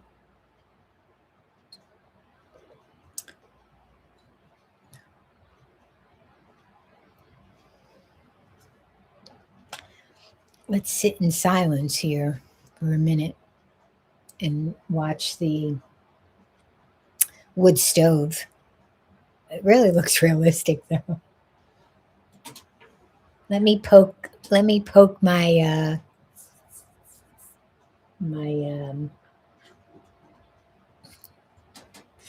it's really cool, though. And I actually did have a wood stove once where I had to go and,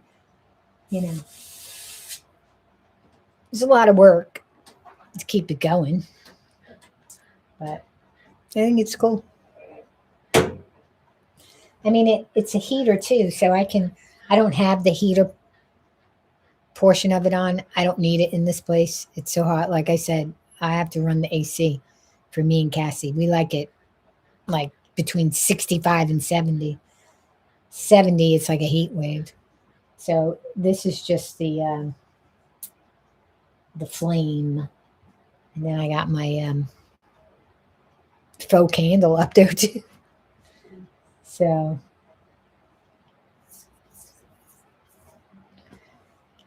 but anyway, I think I'm going to stay on here until I finish my tea.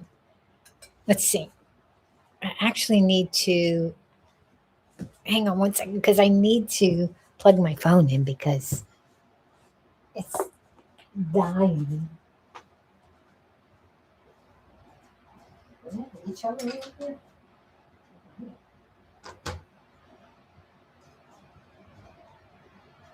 What? Let's find out. Hang on one second. Oh, sorry, Cassie. I didn't mean to scare you. Here, get up there. Come on. Come on. Get in front of the fan there. I'll turn the AC on in a minute. Right now, I think it's too loud. Come on. Up. There we go.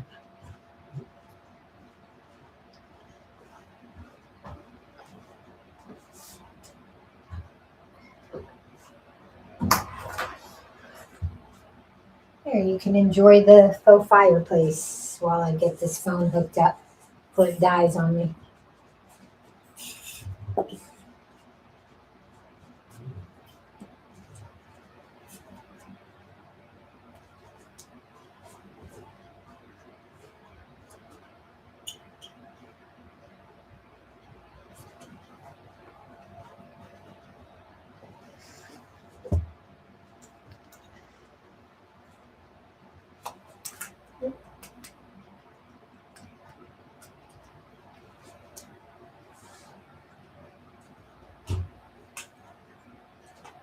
Oh, I guess I could have just plugged it right behind me. I forgot there was a plug back there. Oh, okay. Alrighty. There was something. Oh, yeah.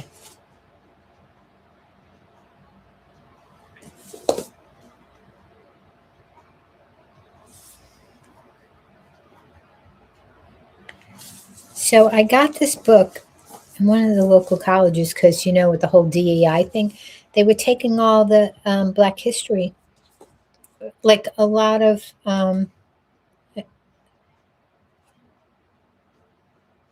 history books out of the library. It was like really like, and giving them away, which is, you know, really, again, sickening. But I found, I mean, they had this. I got a whole bunch of them, but this one here was the first one I found. I was like, cool. And it is really sad that they're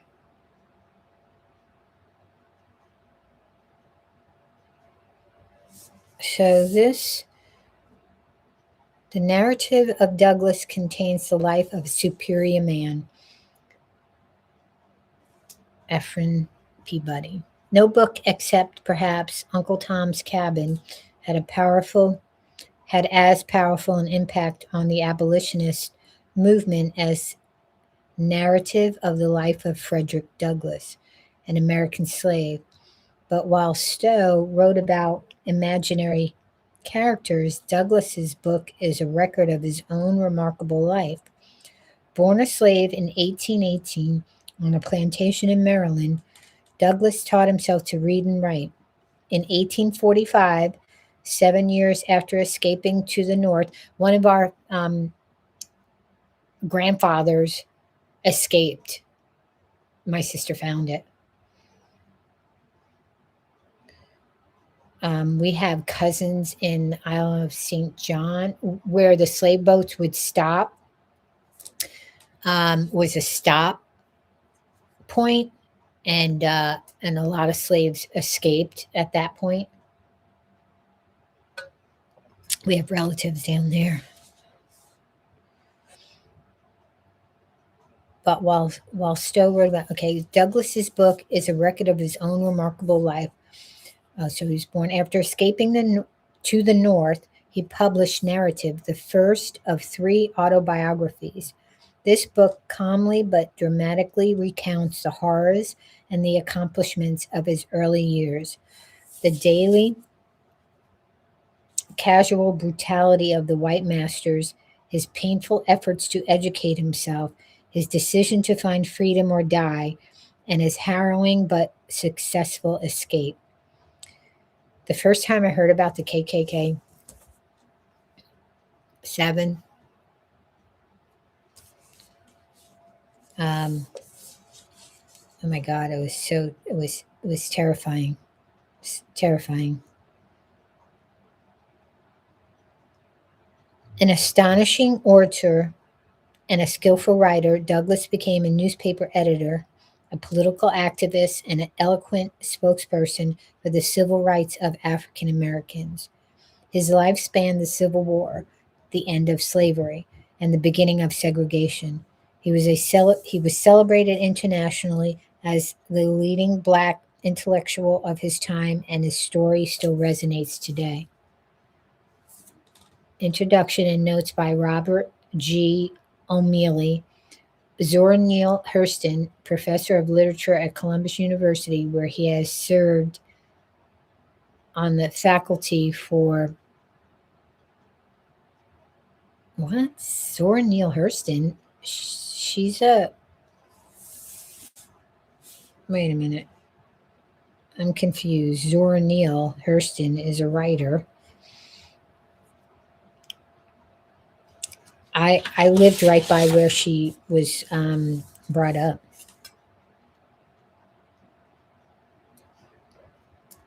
But this is confusing right here. Zora Neale Hurston, professor of literature, where he has served on the faculty for 13 years. Robert G. O'Meally is the director of Columbia's Center for Jazz Studies. He is the author of The Craft of Ralph Ellison and Lady Day, The Many Faces of Billie Holiday, who I absolutely loved growing up. Um, I have, I still have, like, I got a CD of all her music. Of Columbia Center for. He is the author of The Craft of Ralph Ellison and Lady Day, The Many Faces of Billie Holiday, the principal writer of Seeing Jazz, the catalog for the Smithsonian's institution's exhibit on jazz, painting, and literature.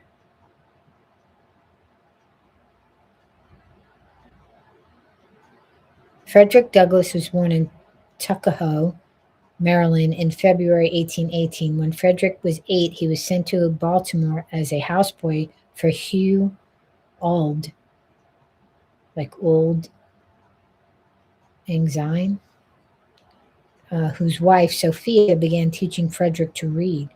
Auld, who believed that a literate slave was a dangerous slave, stopped the lessons. From that point on, Frederick viewed education and knowledge as a path to freedom. He continued teaching himself to read. In 1831, he bought a copy of the Columbian Orator, an anthology of great speeches, which he studied closely. In 1838, Douglass escaped to the North and began speaking against slavery at abolitionist meetings, gaining a reputation as a brilliant orator. In 1845, his narrative brought him international prominence. Let me look something up because that confused me, that whole with that Robert G. O'Meally. Let me look something up real quick. That's my little Glade, spritzer air freshener thing. It's kind of loud. It's kind of loud in the silence here. And it scares me every time.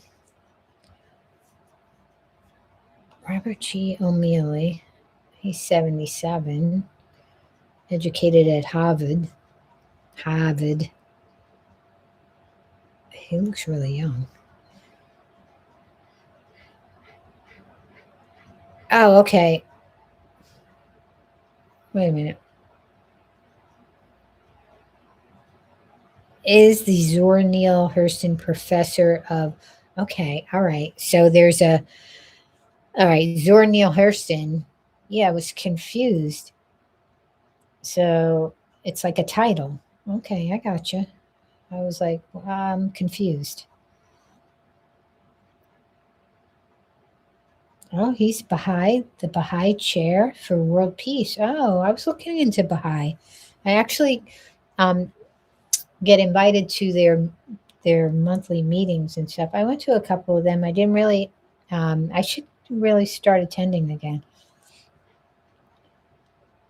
Uh, the Baha'i chair for world peace. Robert O'Meally grew up in Washington, D.C., son of George O'Meally. Am I saying that right? I hope. Mealy? O'Meally? A lot of the slave owners were Irish, so that's why a lot of um, the African American descendants they have Irish last names because. So here's what's ironic: is there were the Irish who were indentured slaves who were brought over here. Like we have from my father's side, like an aunt, a great great aunt, who was or great great great aunt. I don't know, maybe not that great because it might be great great. Um, Mary, who was brought over as an indentured servant. So my sister was looking into that. So so when you're an indentured now, not probably for females, but for males, an indentured servant served for like 20 years, and then they would be released with their own parcel of land as sort of payment. So then I'm wondering if those Irishmen became slave owners or they were the not caretakers, but the um, I can't think of the name of where they would be like, oh my god, words. It's getting late. Words. Hang on one second. I want to get the right word.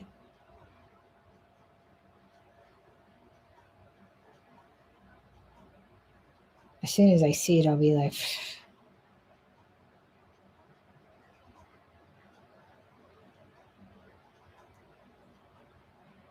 I mean, not the overseers, were they? No, there was something. Maybe, I guess, the overseers. No, there was another word for it, but maybe they were like the overseers. They were the former indentured servants, or maybe they were actually the slave owners when they got their land, because a lot of because you come and kidnapped from Africa, and you don't have like the English names that they were given, forced upon. So then, so the European names, and then the Irish last names or the English last names. But yeah, so that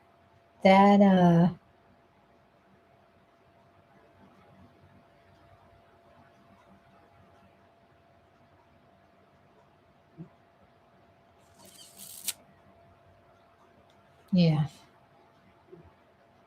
So my family, my dad's side was from Dublin and Tipperary.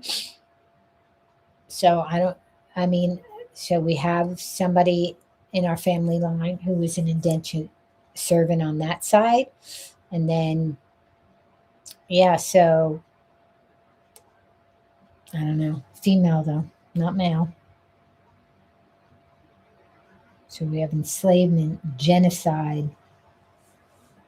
like we have it all on. And we turned around like so servants and slaves, enslavement, but so throughout the generations in both sides of the family took that service, that forced service, and turned it into good service. So there's teachers and medical and nonprofit and um, community organizers and community, you know, leaders in service and in the service field. So we took that narrative and turned it around to do good service to others. So let's get back to Robert O'Meally. Probably pronouncing here. Let's see. I'm Robert George O'Meally. O'Meally. Okay. Born in Washington, D.C., December 31st, 1948, which makes me 73 years counting. Very good. Thank you. I was wondering if we could begin by your describing your childhood in D.C. And what life was like. Well, I was born in Freedman's Hospital, which is now Howard University Hospital. And when I taught at Howard, I was very aware. I used to tell my students that I was born right on the campus, which is literally true. When I was Okay. born, my family lived at G Street at 13th Northeast. And so while I have only the dimmest memory of any of that, Have been around DC. So now I understand what the Norse, because that just really kind of threw me. I was like, what? What are they saying? So what it is I'm kind of still stuck on that.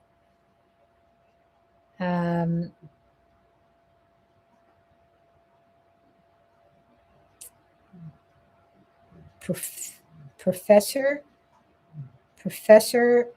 of Literature. He has taught at Columbia University since 1993 when he was appointed to Zora Neale Hurston's professorship. So that's what that is. I was like, yeah. So I lived I lived right by where she was born and raised for a while. And also I lived in the same neighborhood as and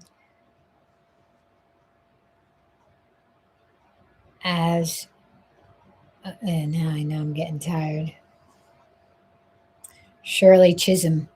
So Shirley Chisholm, like when she retired, she moved to Florida and in her retirement years, and I lived like right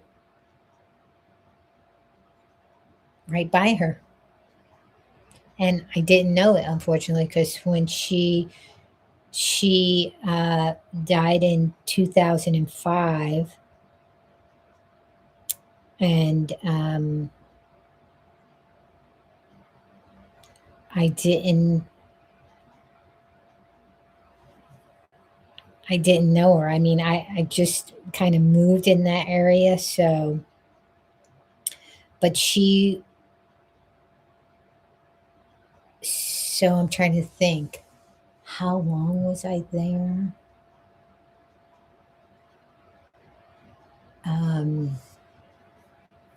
Yeah, I was around there. And then I was like, oh man, I wish I would have known because I would have like tried to run into her, That she's also from Brooklyn like me. And Shirley Chisholm, first female to run for president. She had the audacity.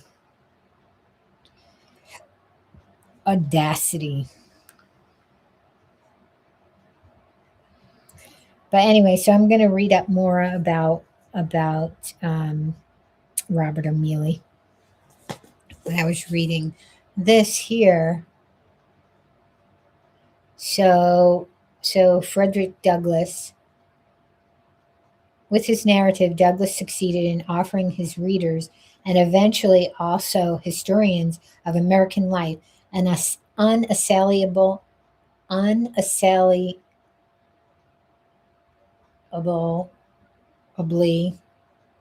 reliable record of slavery from the viewpoint of one who had been enslaved. It is important to realize that Douglass could not afford to exaggerate or get any name or detail wrong, lest the proponents of slavery leap to declare him a fraud, as they were eager to do in the case of such an accomplished former slave. But the book also brilliantly performed the aesthetic task of a work of art in depicting how it feels to be a human locked in a struggle against tyrannical odds for freedom and culture, a man seeking a place in a world where no place looks like home. And yeah, so Robert O'Meally wrote the introduction. Unassailably, unassailably, I had to say that. Okay, it's stuck in my head, but written by himself, with an introduction and notes by Robert O'Meally.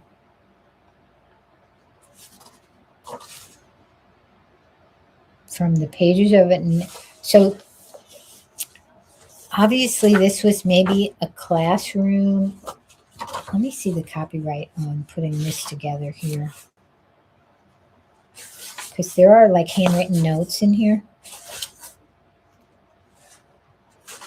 There's a timeline of him, introductions.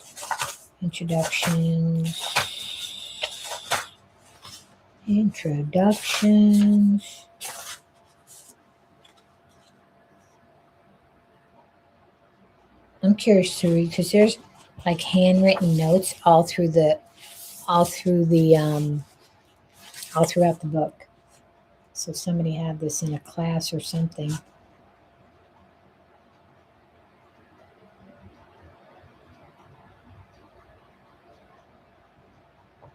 I'm just trying to find out where. Barnes & Noble, New York, consulting editorial. Here we go. So Barnes & Noble Classics, published by Barnes & Noble Books. Narrative of the life. So first published in 1845 by the Anti-Slavery Office, 20 years before slavery was abolished. Originally published in trade paperback format in 2003 by Barnes & Noble Classics, with new introduction, notes, biography, chronology,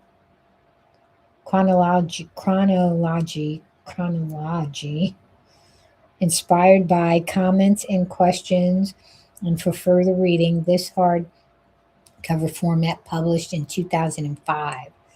Introduction, notes, and for further reading, copyright 2003. So I don't think I can't read it because you can do like once it's copyrighted, I think after 100 years, then it's out of copyright. But this is copyright, even though it's his writings from way back when. It's copyrighted.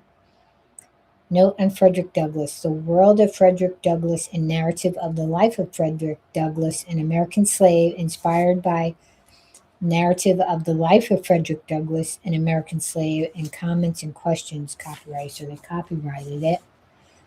All rights reserved. No part of this publication may be reproduced or transmitted in any form or by any means, electronic or mechanical, including photocopy, recording, or any information storage and retrieval system without the prior written permission of the publisher. So I think me reading that and reading the summary, like jacket cover, is okay. Barnes & Noble Classics and the Barnes & Noble Classics colophon are trademarks of Barnes & Noble Inc. Narrative of the life of Frederick Douglass, an American slave. I'm just trying to find out, like, so he published his first autobiography in 1845. So where's that book?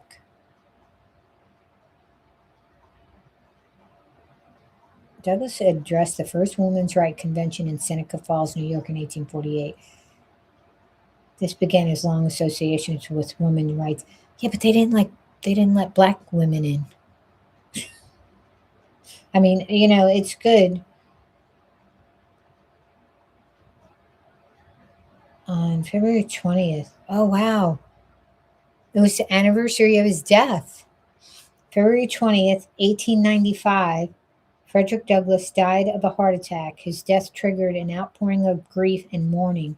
Black schools in Washington, D.C. closed for a day, and thousands of children were taken to the Metropolitan African Methodist Episcopal Church to view his open casket.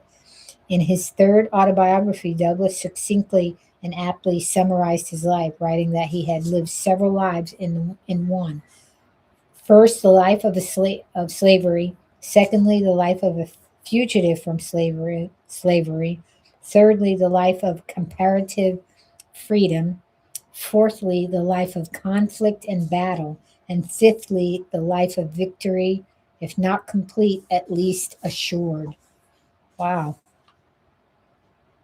Isn't that something that I picked that up on? Like, well, actually, the anniversary. Wow. And maybe is that why they did Black History in February? Because of him, I wonder? So 131 years ago, he died. So, like, we always joke that they picked the shortest month of the year to do Black History Month. I mean, not joked, but we were being like,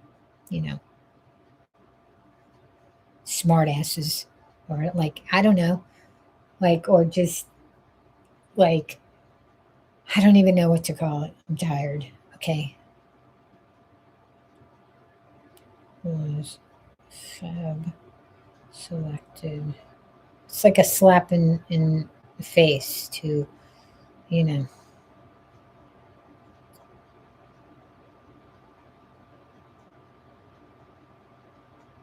You know?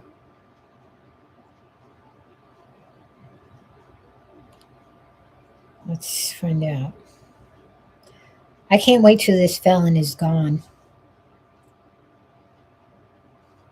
And if you know who I'm talking about,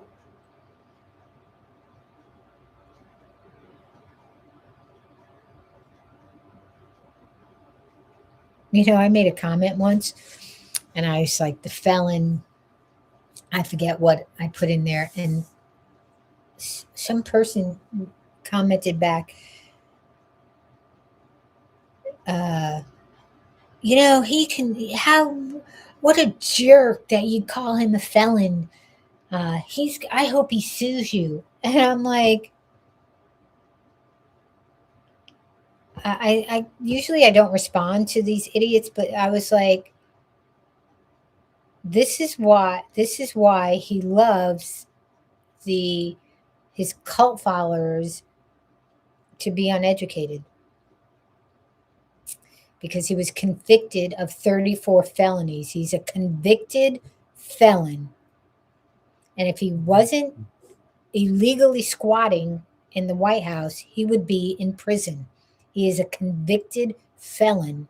And so I just put that, I made it whatever. He's a convicted felon, and he loves you uneducated cult members. That's why he switched. He was a Democrat. That's why he switched, because guys fall for anything, because you stand for the wrong thing.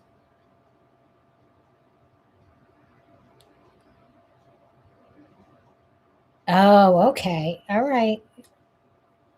February was selected Black History Month to coincide with the birth dates. Abraham Lincoln was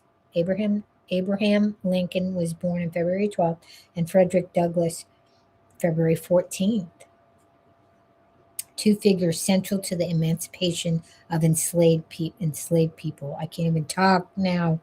Dr. Carter G. Woodson established Negro History Week in 1926 during this time frame to build upon existing celebrations already observed by Black communities. Okay, so, all right. I stand corrected because I didn't even know the history behind Black History Month. I think I did, but, but I didn't remember. In 1976, they expanded it, right?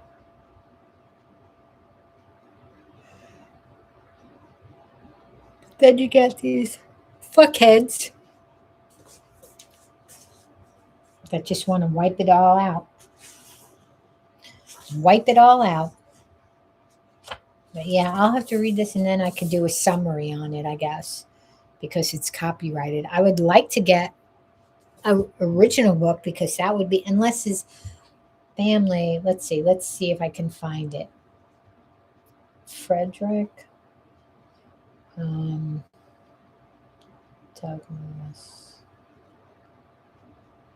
original.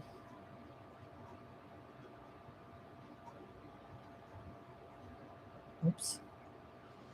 Autobiography.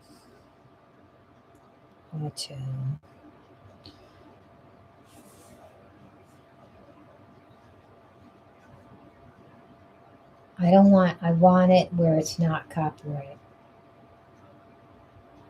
Here.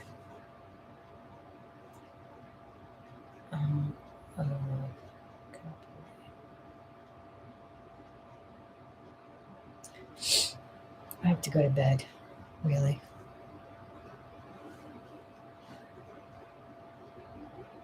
So Frederick Douglass's original 1845 autobiography, narrative of the life of Frederick Douglass, an American slave, is in the public domain. Oh, I know where I can get it. In the United States and most other countries. As a work published in the 19th century, it is free from copyright restrictions, allowing for free legal downloads and distribution. Okay, yes, I know where I can go to get it. The original text is available for free. Oh, they have Project Gutenberg, which I do have a profile in that. And the University of North Carolina Chapel Hill Libraries. Oh, okay. Other works. Okay. Public domain. So, I have Internet Archive. There we go. So, here it is right here. Let me sign in. Log in so I can put it in my little thingamajiggy. So I can favorite. I could put in list. Religion. Let's see. Black history.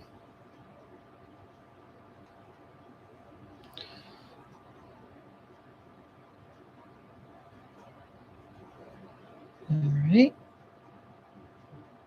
So I can read it. Like, I'd like to read that because Robert O'Meally, he has his notes and stuff in it.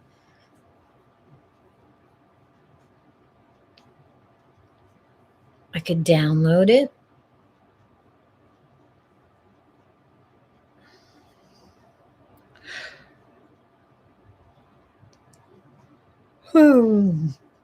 Let's see.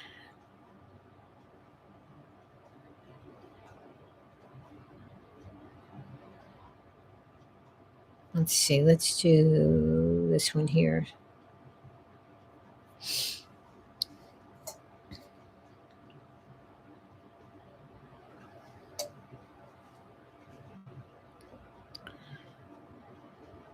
Anyway, so then I could read it. So I might just do that.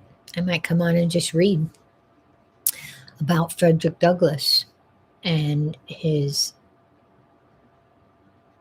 life as an American slave.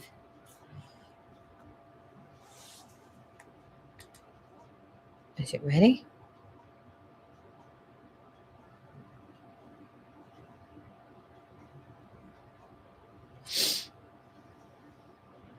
I have a new subscriber. So I have 15, maybe, 15 or so new subscribers. So welcome. I hope y'all are listening. Y'all, I'm from Brooklyn. We usually say use guys. But thanks for subscribing. Oh, that's the here, let's cancel that. Can I cancel it? Can I stop it? Can I cancel? I don't know what's happening. It's happening.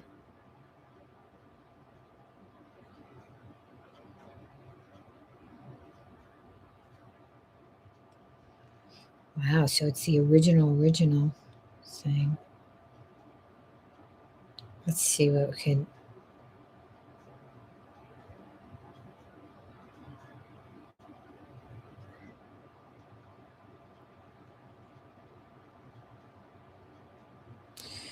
All right, so I'm just going to read one page. I'm going to read the preface, okay? And then, like, starting from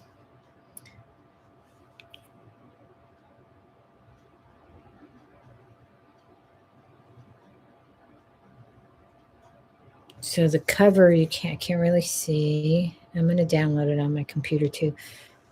SVR Mallory Miscellaneous Library. That's just, I guess, where it's stored. Mallory. Oh wait, I don't know what that is. It's somebody signed it there. Oh, it's digitized by the Internet Archive. That's where I go. You can get. It's so cool. The Internet Archive. There's a picture of him there as a young man.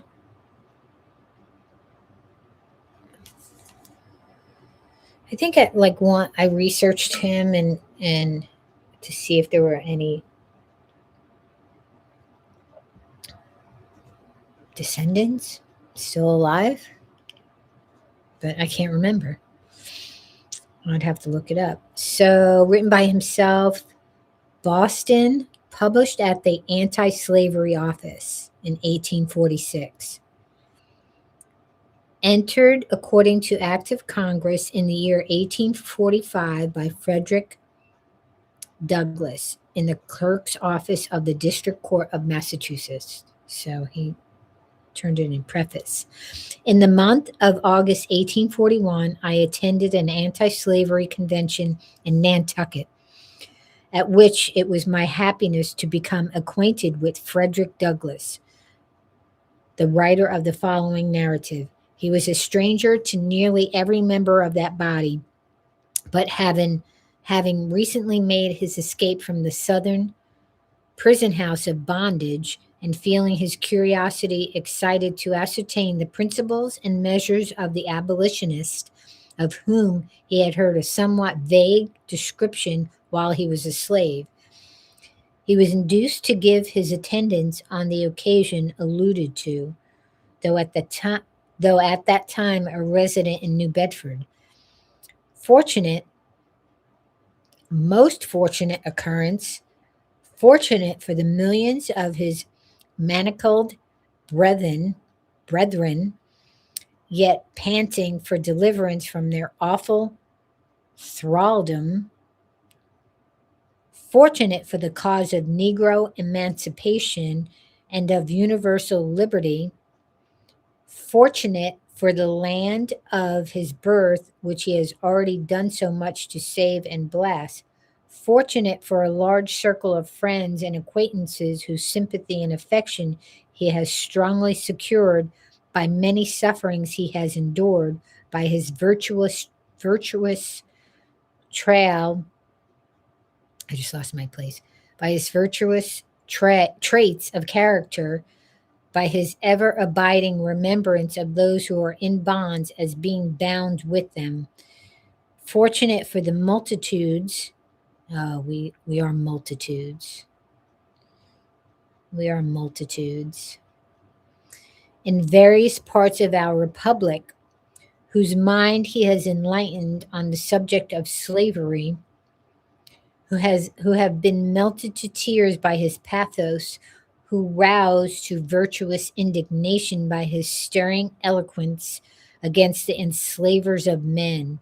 Fortunate for himself, as it at once brought him into the field of public usefulness, gave the world assurance of a man, quickened the slumbering energies of his soul, and consecrated him to the great work of breaking the rod of the oppressor and letting the oppressed go free.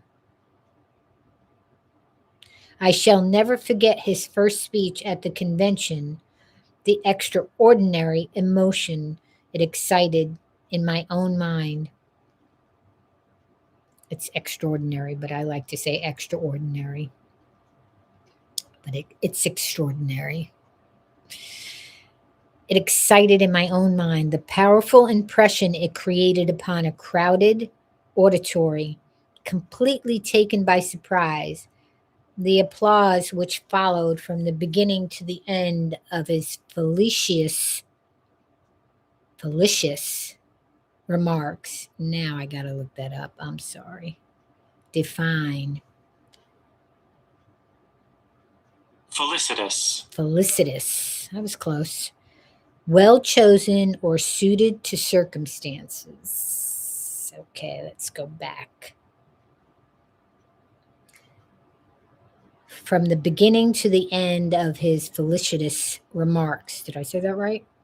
I think I never hated slavery so intensely as at that moment.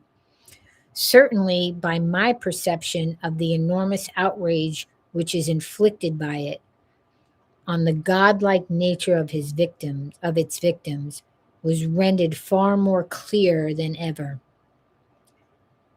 There stood one, in physical proportion and stature commanding and exact, in intellect richly endowed, in natural eloquence a prodigy, in soul manifestly created but a little lower than the angels, yet a slave by a few, let a slave, yet a slave, I, a fugitive slave, trembling for his safety, hardly daring to believe that on the American soil a single white person could be found who would befriend him at all hazards for the love of God and humanity. Capable of high attainments as an intellectual and moral being, needing nothing but a comparatively small amount of cultivation to make him an ornament to society and a blessing to his race. By the law of the land, by the voice of the people, by the terms of the slave code, he was only a piece of property, a beast of burden, a chattel, a chattel. I know what that is, but chattel, a personal possession. Nevertheless, a beloved friend from New Bedford. So now I'm reading this, and this is text from 1845. And I'm looking at it, and even the way it's written, it's reminding me of the way Chat GPT, like, will, if you put something in and say, can you write like a speech for me or whatever, you put in, like, say you put in your outline of what you would like, and or if you put in your speech and you say, can you kind of clean this up for me, and I don't know, I'm getting a sense, even the way, like, it was written, and in Chat GPT they use those dash marks, and that's a tell that it's Chat GPT, but this is the way it's written here. So like, I don't know. I don't know. Um, a beloved friend from New Bedford prevailed on Mr. Douglass to address the convention. He came forward to the platform with a hesitancy and embarrassment, necessarily the attendance of a sensitive mind in such a novel position. So, in front of a bunch of white people. But you can't really trust. Like, thankfully they didn't turn him in, or, I don't know. Oof. Oof. But he needed allies too. Sometimes you got to go to the other side to. After apologizing for his ignorance and reminding the audience that slavery was a poor school for the human intellect and heart, he proceeded to narrate some of the facts in his own history as a slave, and in the course of his speech gave utterance to many noble thoughts and thrilling reflections. So I have thoughts about, you know, I have thoughts about I have thoughts, but I'm not going to express them, but I have thoughts. Um, and if you know, you know, probably already, thoughts that I'm having. Yeah, too many noble thoughts and thrilling reflections. As soon as he had taken his seat, filled with hope and admiration, I rose and declared that Patrick Henry, of revolutionary fame, never made a speech more eloquent in the cause of liberty than the one we had just listened to from the lips of that hunted fugitive. So I believed at that time, such is my belief now.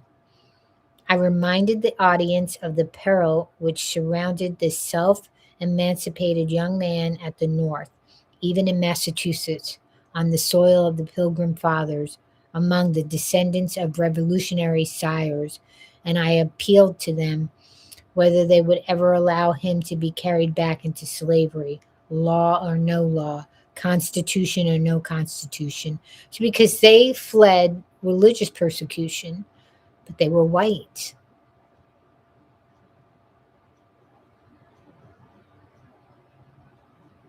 So the privilege. The response was unanimous and in thunder tones. No. Will you succor? Will you succor? Come on now. Oh, oh. And protect him as a brother man, a resident of the Old Bay State. Yes, shouted the whole mass with an energy so startling that their ruthless tyrants, such as Mason and Dixon's line, might almost have heard the mighty burst of feeling and recognized it as the pledge of an invincible determination on the part of those who gave it, never to betray him that wanders, but to hide the outcast and firmly to abide the consequences. It was at once deeply impressed upon my mind that if Mr. Douglass could be persuaded to consecrate his time and talents to the promotion of the anti slavery enterprise, a powerful impetus would be given to it, and a stunning blow at the same time inflicted on Northern prejudice against a colored complexion.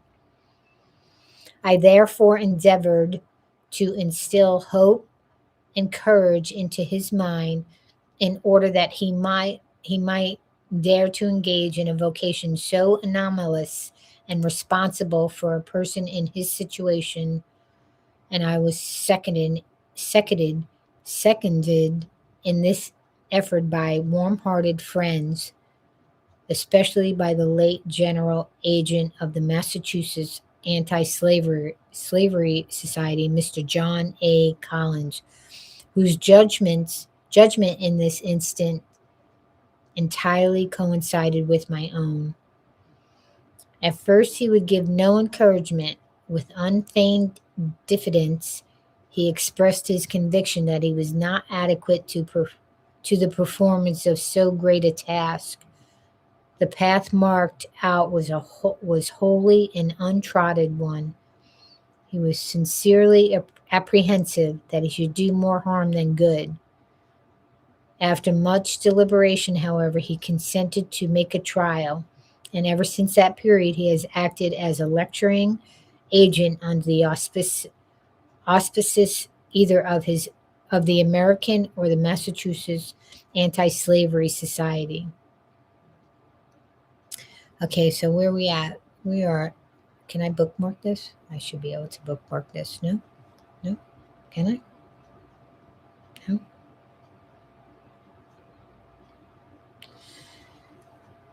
All right, so yeah, I might just get on here and just read because I can, because it's no longer copyrighted and I can read it. And I will make note of that. And I will read, and it's so like ironic, I guess, if that's the correct word, that I picked it up on the day that he passed. And he's also a February baby.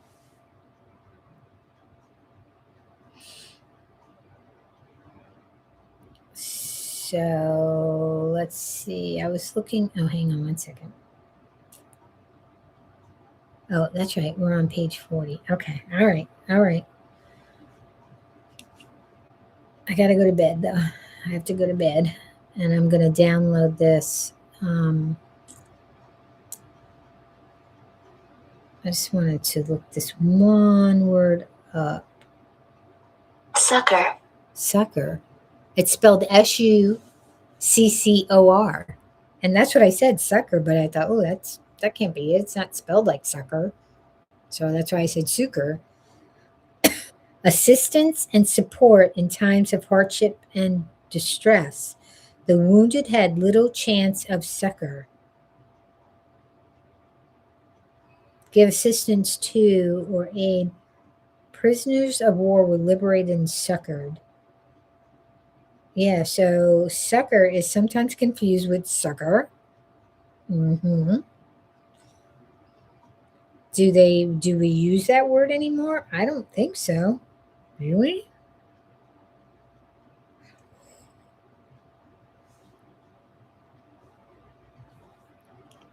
Origin, Latin. Medieval, Latin. Old French. Middle English via Old French from medieval Latin. Oh, succorus. From Latin succorier. Run to the help of, from. So you could see the usage over time. So it was really high. Okay, so from 1800, not really, and then 18 rose up in 1850 to the 1900s. It started taking a dive, and 2019 is just above the 1800s. I mean, I would say succor. Alexa. Oh, she'll get this wrong. Watch. Alexa, the word Succor. Can you pronounce that? Succor. That's an interesting word to spell out. Can you say it? Succor is pronounced succor. It means help or assistance, especially in a difficult situation. Yeah, but it's saying that it's pronounced sucker, like the other word sucker. Actually, you're right about that pronunciation. Sucker is indeed pronounced like sucker. It's a homophone. So how often is it used in, the 21st century? Is it popular? Sucker isn't very common in everyday speech these days. It's mostly used in formal writing or literature when describing help in tough situations. Okay, you got that right. Why did you get the pronunciation wrong, though? You're absolutely right to point that out. I'm wondering if I mixed it up with similar words. Thanks for keeping me honest. She usually gets a little snotty,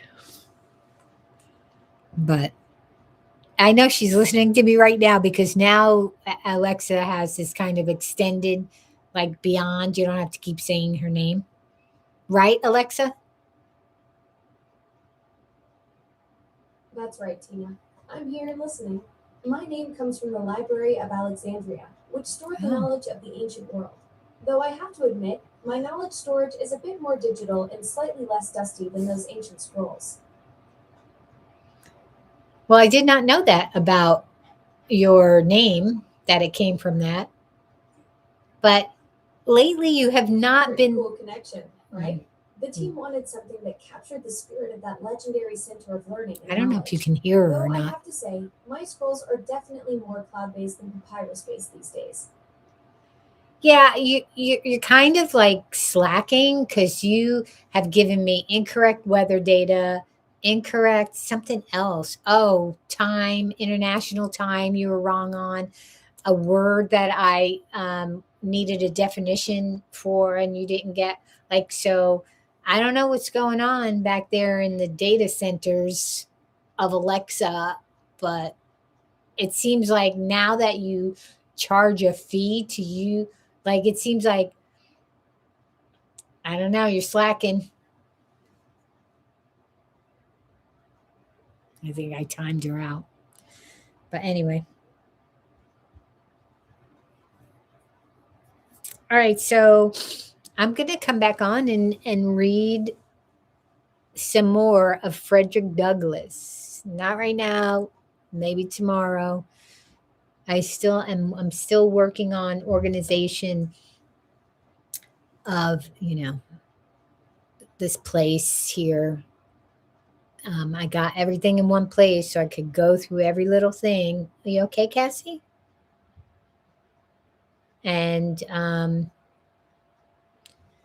so I'm able to kind of, I got it to where I can kind of go through things one thing at a time because I want to redo like my art studio in this place, in this space. I was actually paying, like, I could go back to my college because I'm an artist in residence there and I have some stuff there, but it's too far from me now. And then close by, I was paying, to use their art studio, but I didn't go. So then I just donated, it was a donation really.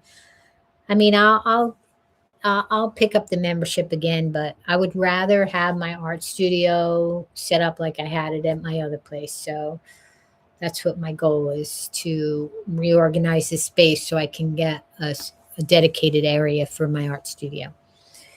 So I accomplished the main thing to get me started. So that's what I'm working on. But I can't believe it's 2:30, but I can believe it's 2:30 because that's usually when about the time I start falling asleep.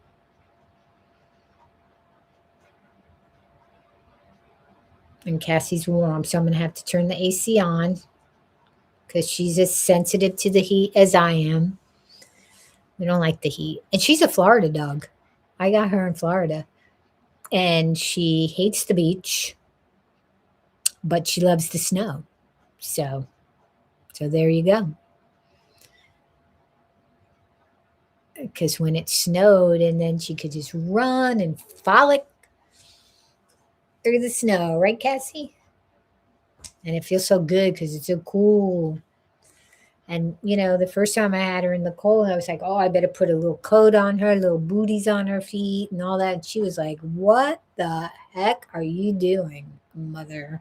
I don't need all this crap on me." I want to feel the cold because she does have like a triple coat. Right, Cassie? I know. She's like, oh, I got to go to sleep, Mom. I just got to go to sleep. She did sleep, and then I woke her up. By accident. By accident. Gonna get a drink? Nope, she's going back up. Okay.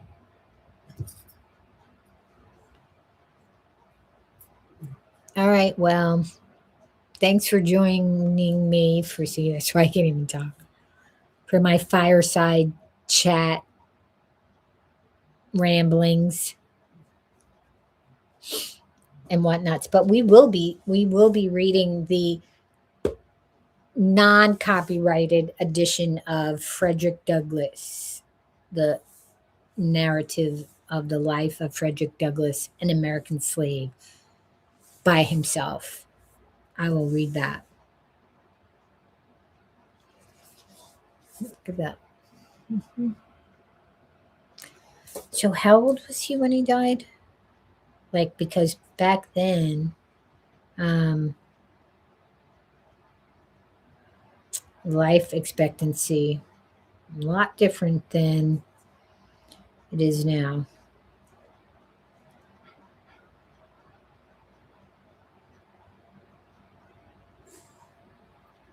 Oh, 77. That's not too bad, really, for the times. Really, it's not. Still young, though. See, these are my favorite pictures of him. Like that. Look at that hair. I love that. I love that salt and pepper.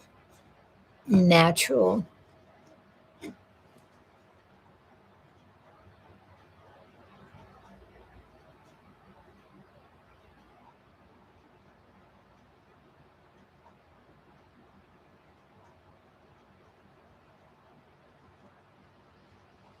Frederick Douglass was the most photographed American of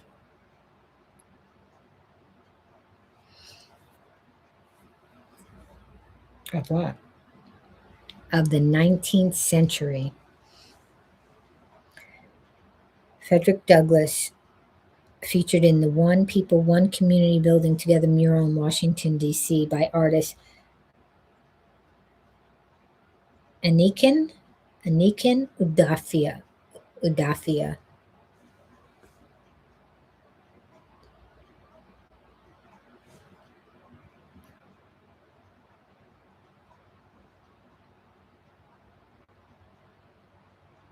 Yep. Like there's,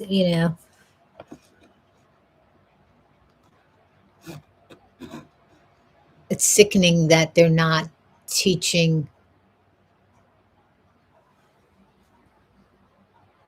the history, or they're trying to stop the history from being taught. Like, it's just disgusting. It's just ah.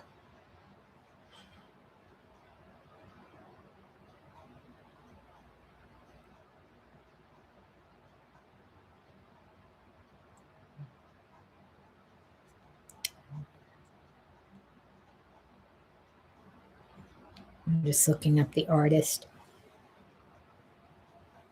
Here, let's see. My name is Ania Khan and I'm a painter, illustrator. A lot of my themes for the murals are inspired by some of the stuff I would do in illustration. So I try to tie in a storyline, something whimsical, something that... My name is Ania Khan, painter, illustrator, muralist here in a lot of my themes for the murals are inspired by some of the stuff I would do in illustration. So I try to tie in a storyline, something whimsical, something that will make kids go, wow, kids will just give you the direct feedback, Like I want something where they come in and that wow, kicks in, where they're inspired. Anything DC, first of all, is always inspiring because I've been here since '99, so it's not that hard to capture like the essence of the DMV. Like this was one of the first things that I learned how to get around DC is like through the metro and all the lines that go everywhere. And some of that will be reflected in here somehow. Combining it with parkour, like just something fun like that to be in this area, I think it's amazing. So I think that this is the perfect space here in the DMV for that. Oops. Cool.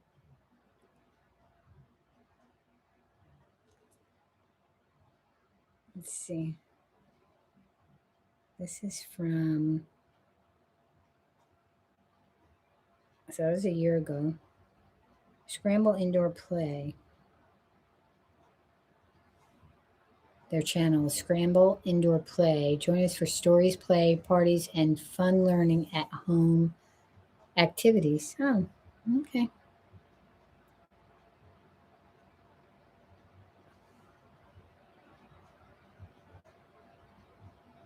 I'm going to end it with I got a little picture of my mother when she was 19.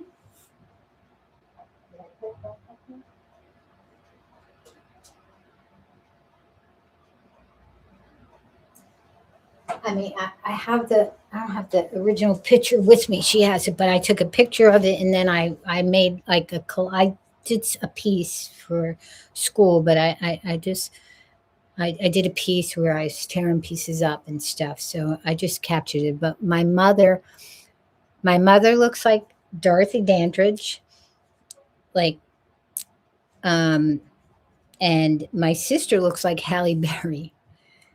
And it's funny that Halle Berry did the biopic for Dorothy Dandridge.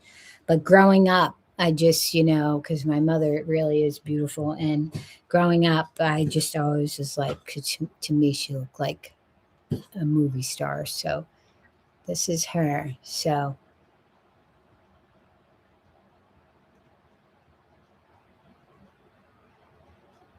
Dorothy Dandridge. So you can certainly see the indigenous and the Black,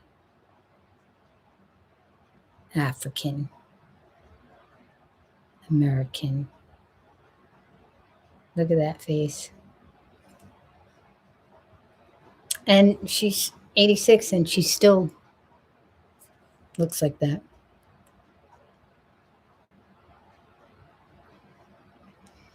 But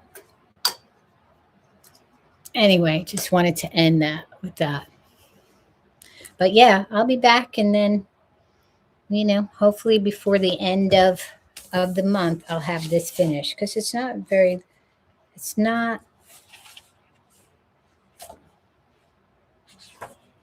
long. So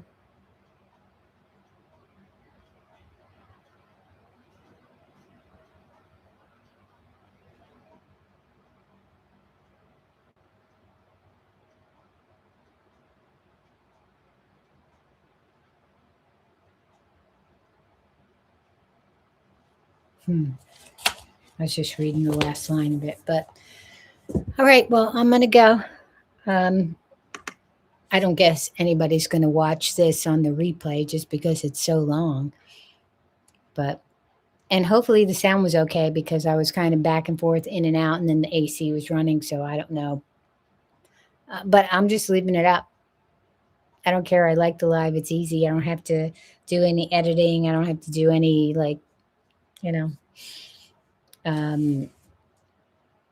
of all the whole process of uploading the video and rendering and all that stuff. So I like it. I have all the equipment to do all that. I have all the software to do all that, but I like the easiness of the live, even though I'm just talking to myself. I have an audience of 1 here in person. And for those who popped in and out, thanks for visiting. For those who may, I think the AI does summaries of videos now. I don't know if you have to, I think I suggested, I left that up there. So it might be like a summary of what I talked about. So I don't think it'll chapter do it. I don't know. I'd have to look and see. I keep saying I'm going to like dig deep and start, paying attention, but I do have a lot going on. So a lot of things that I'd like to accomplish. So I got to be careful with my time so I get to the things that I want to do. And life is short. All right. Well, take care, everybody. Happy Black History Month. Review your Black history. Review our Black history. We are not disparaging anyone. The only disparagement on American history are the people trying to abolish it and get rid of our history, get rid of educating people on the foundation of this country, the foundation that this country was built on, genocide and enslavement, and the movement that we were trying to move not away from that, but to take that and make it a better place, and to make it an inclusive society, and to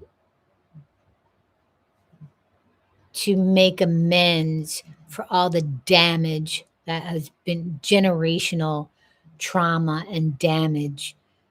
And there's no way this country could ever make up for the damage, but we can work towards a better future and an inclusive and do good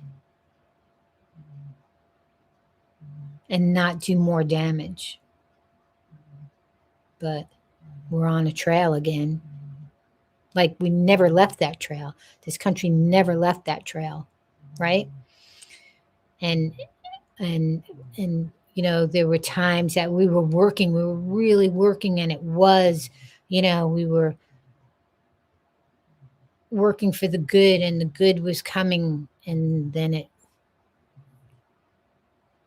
fell apart again. Because America was never great. Never. Working towards good and working towards healthy and working towards equality, but we were never great. Never.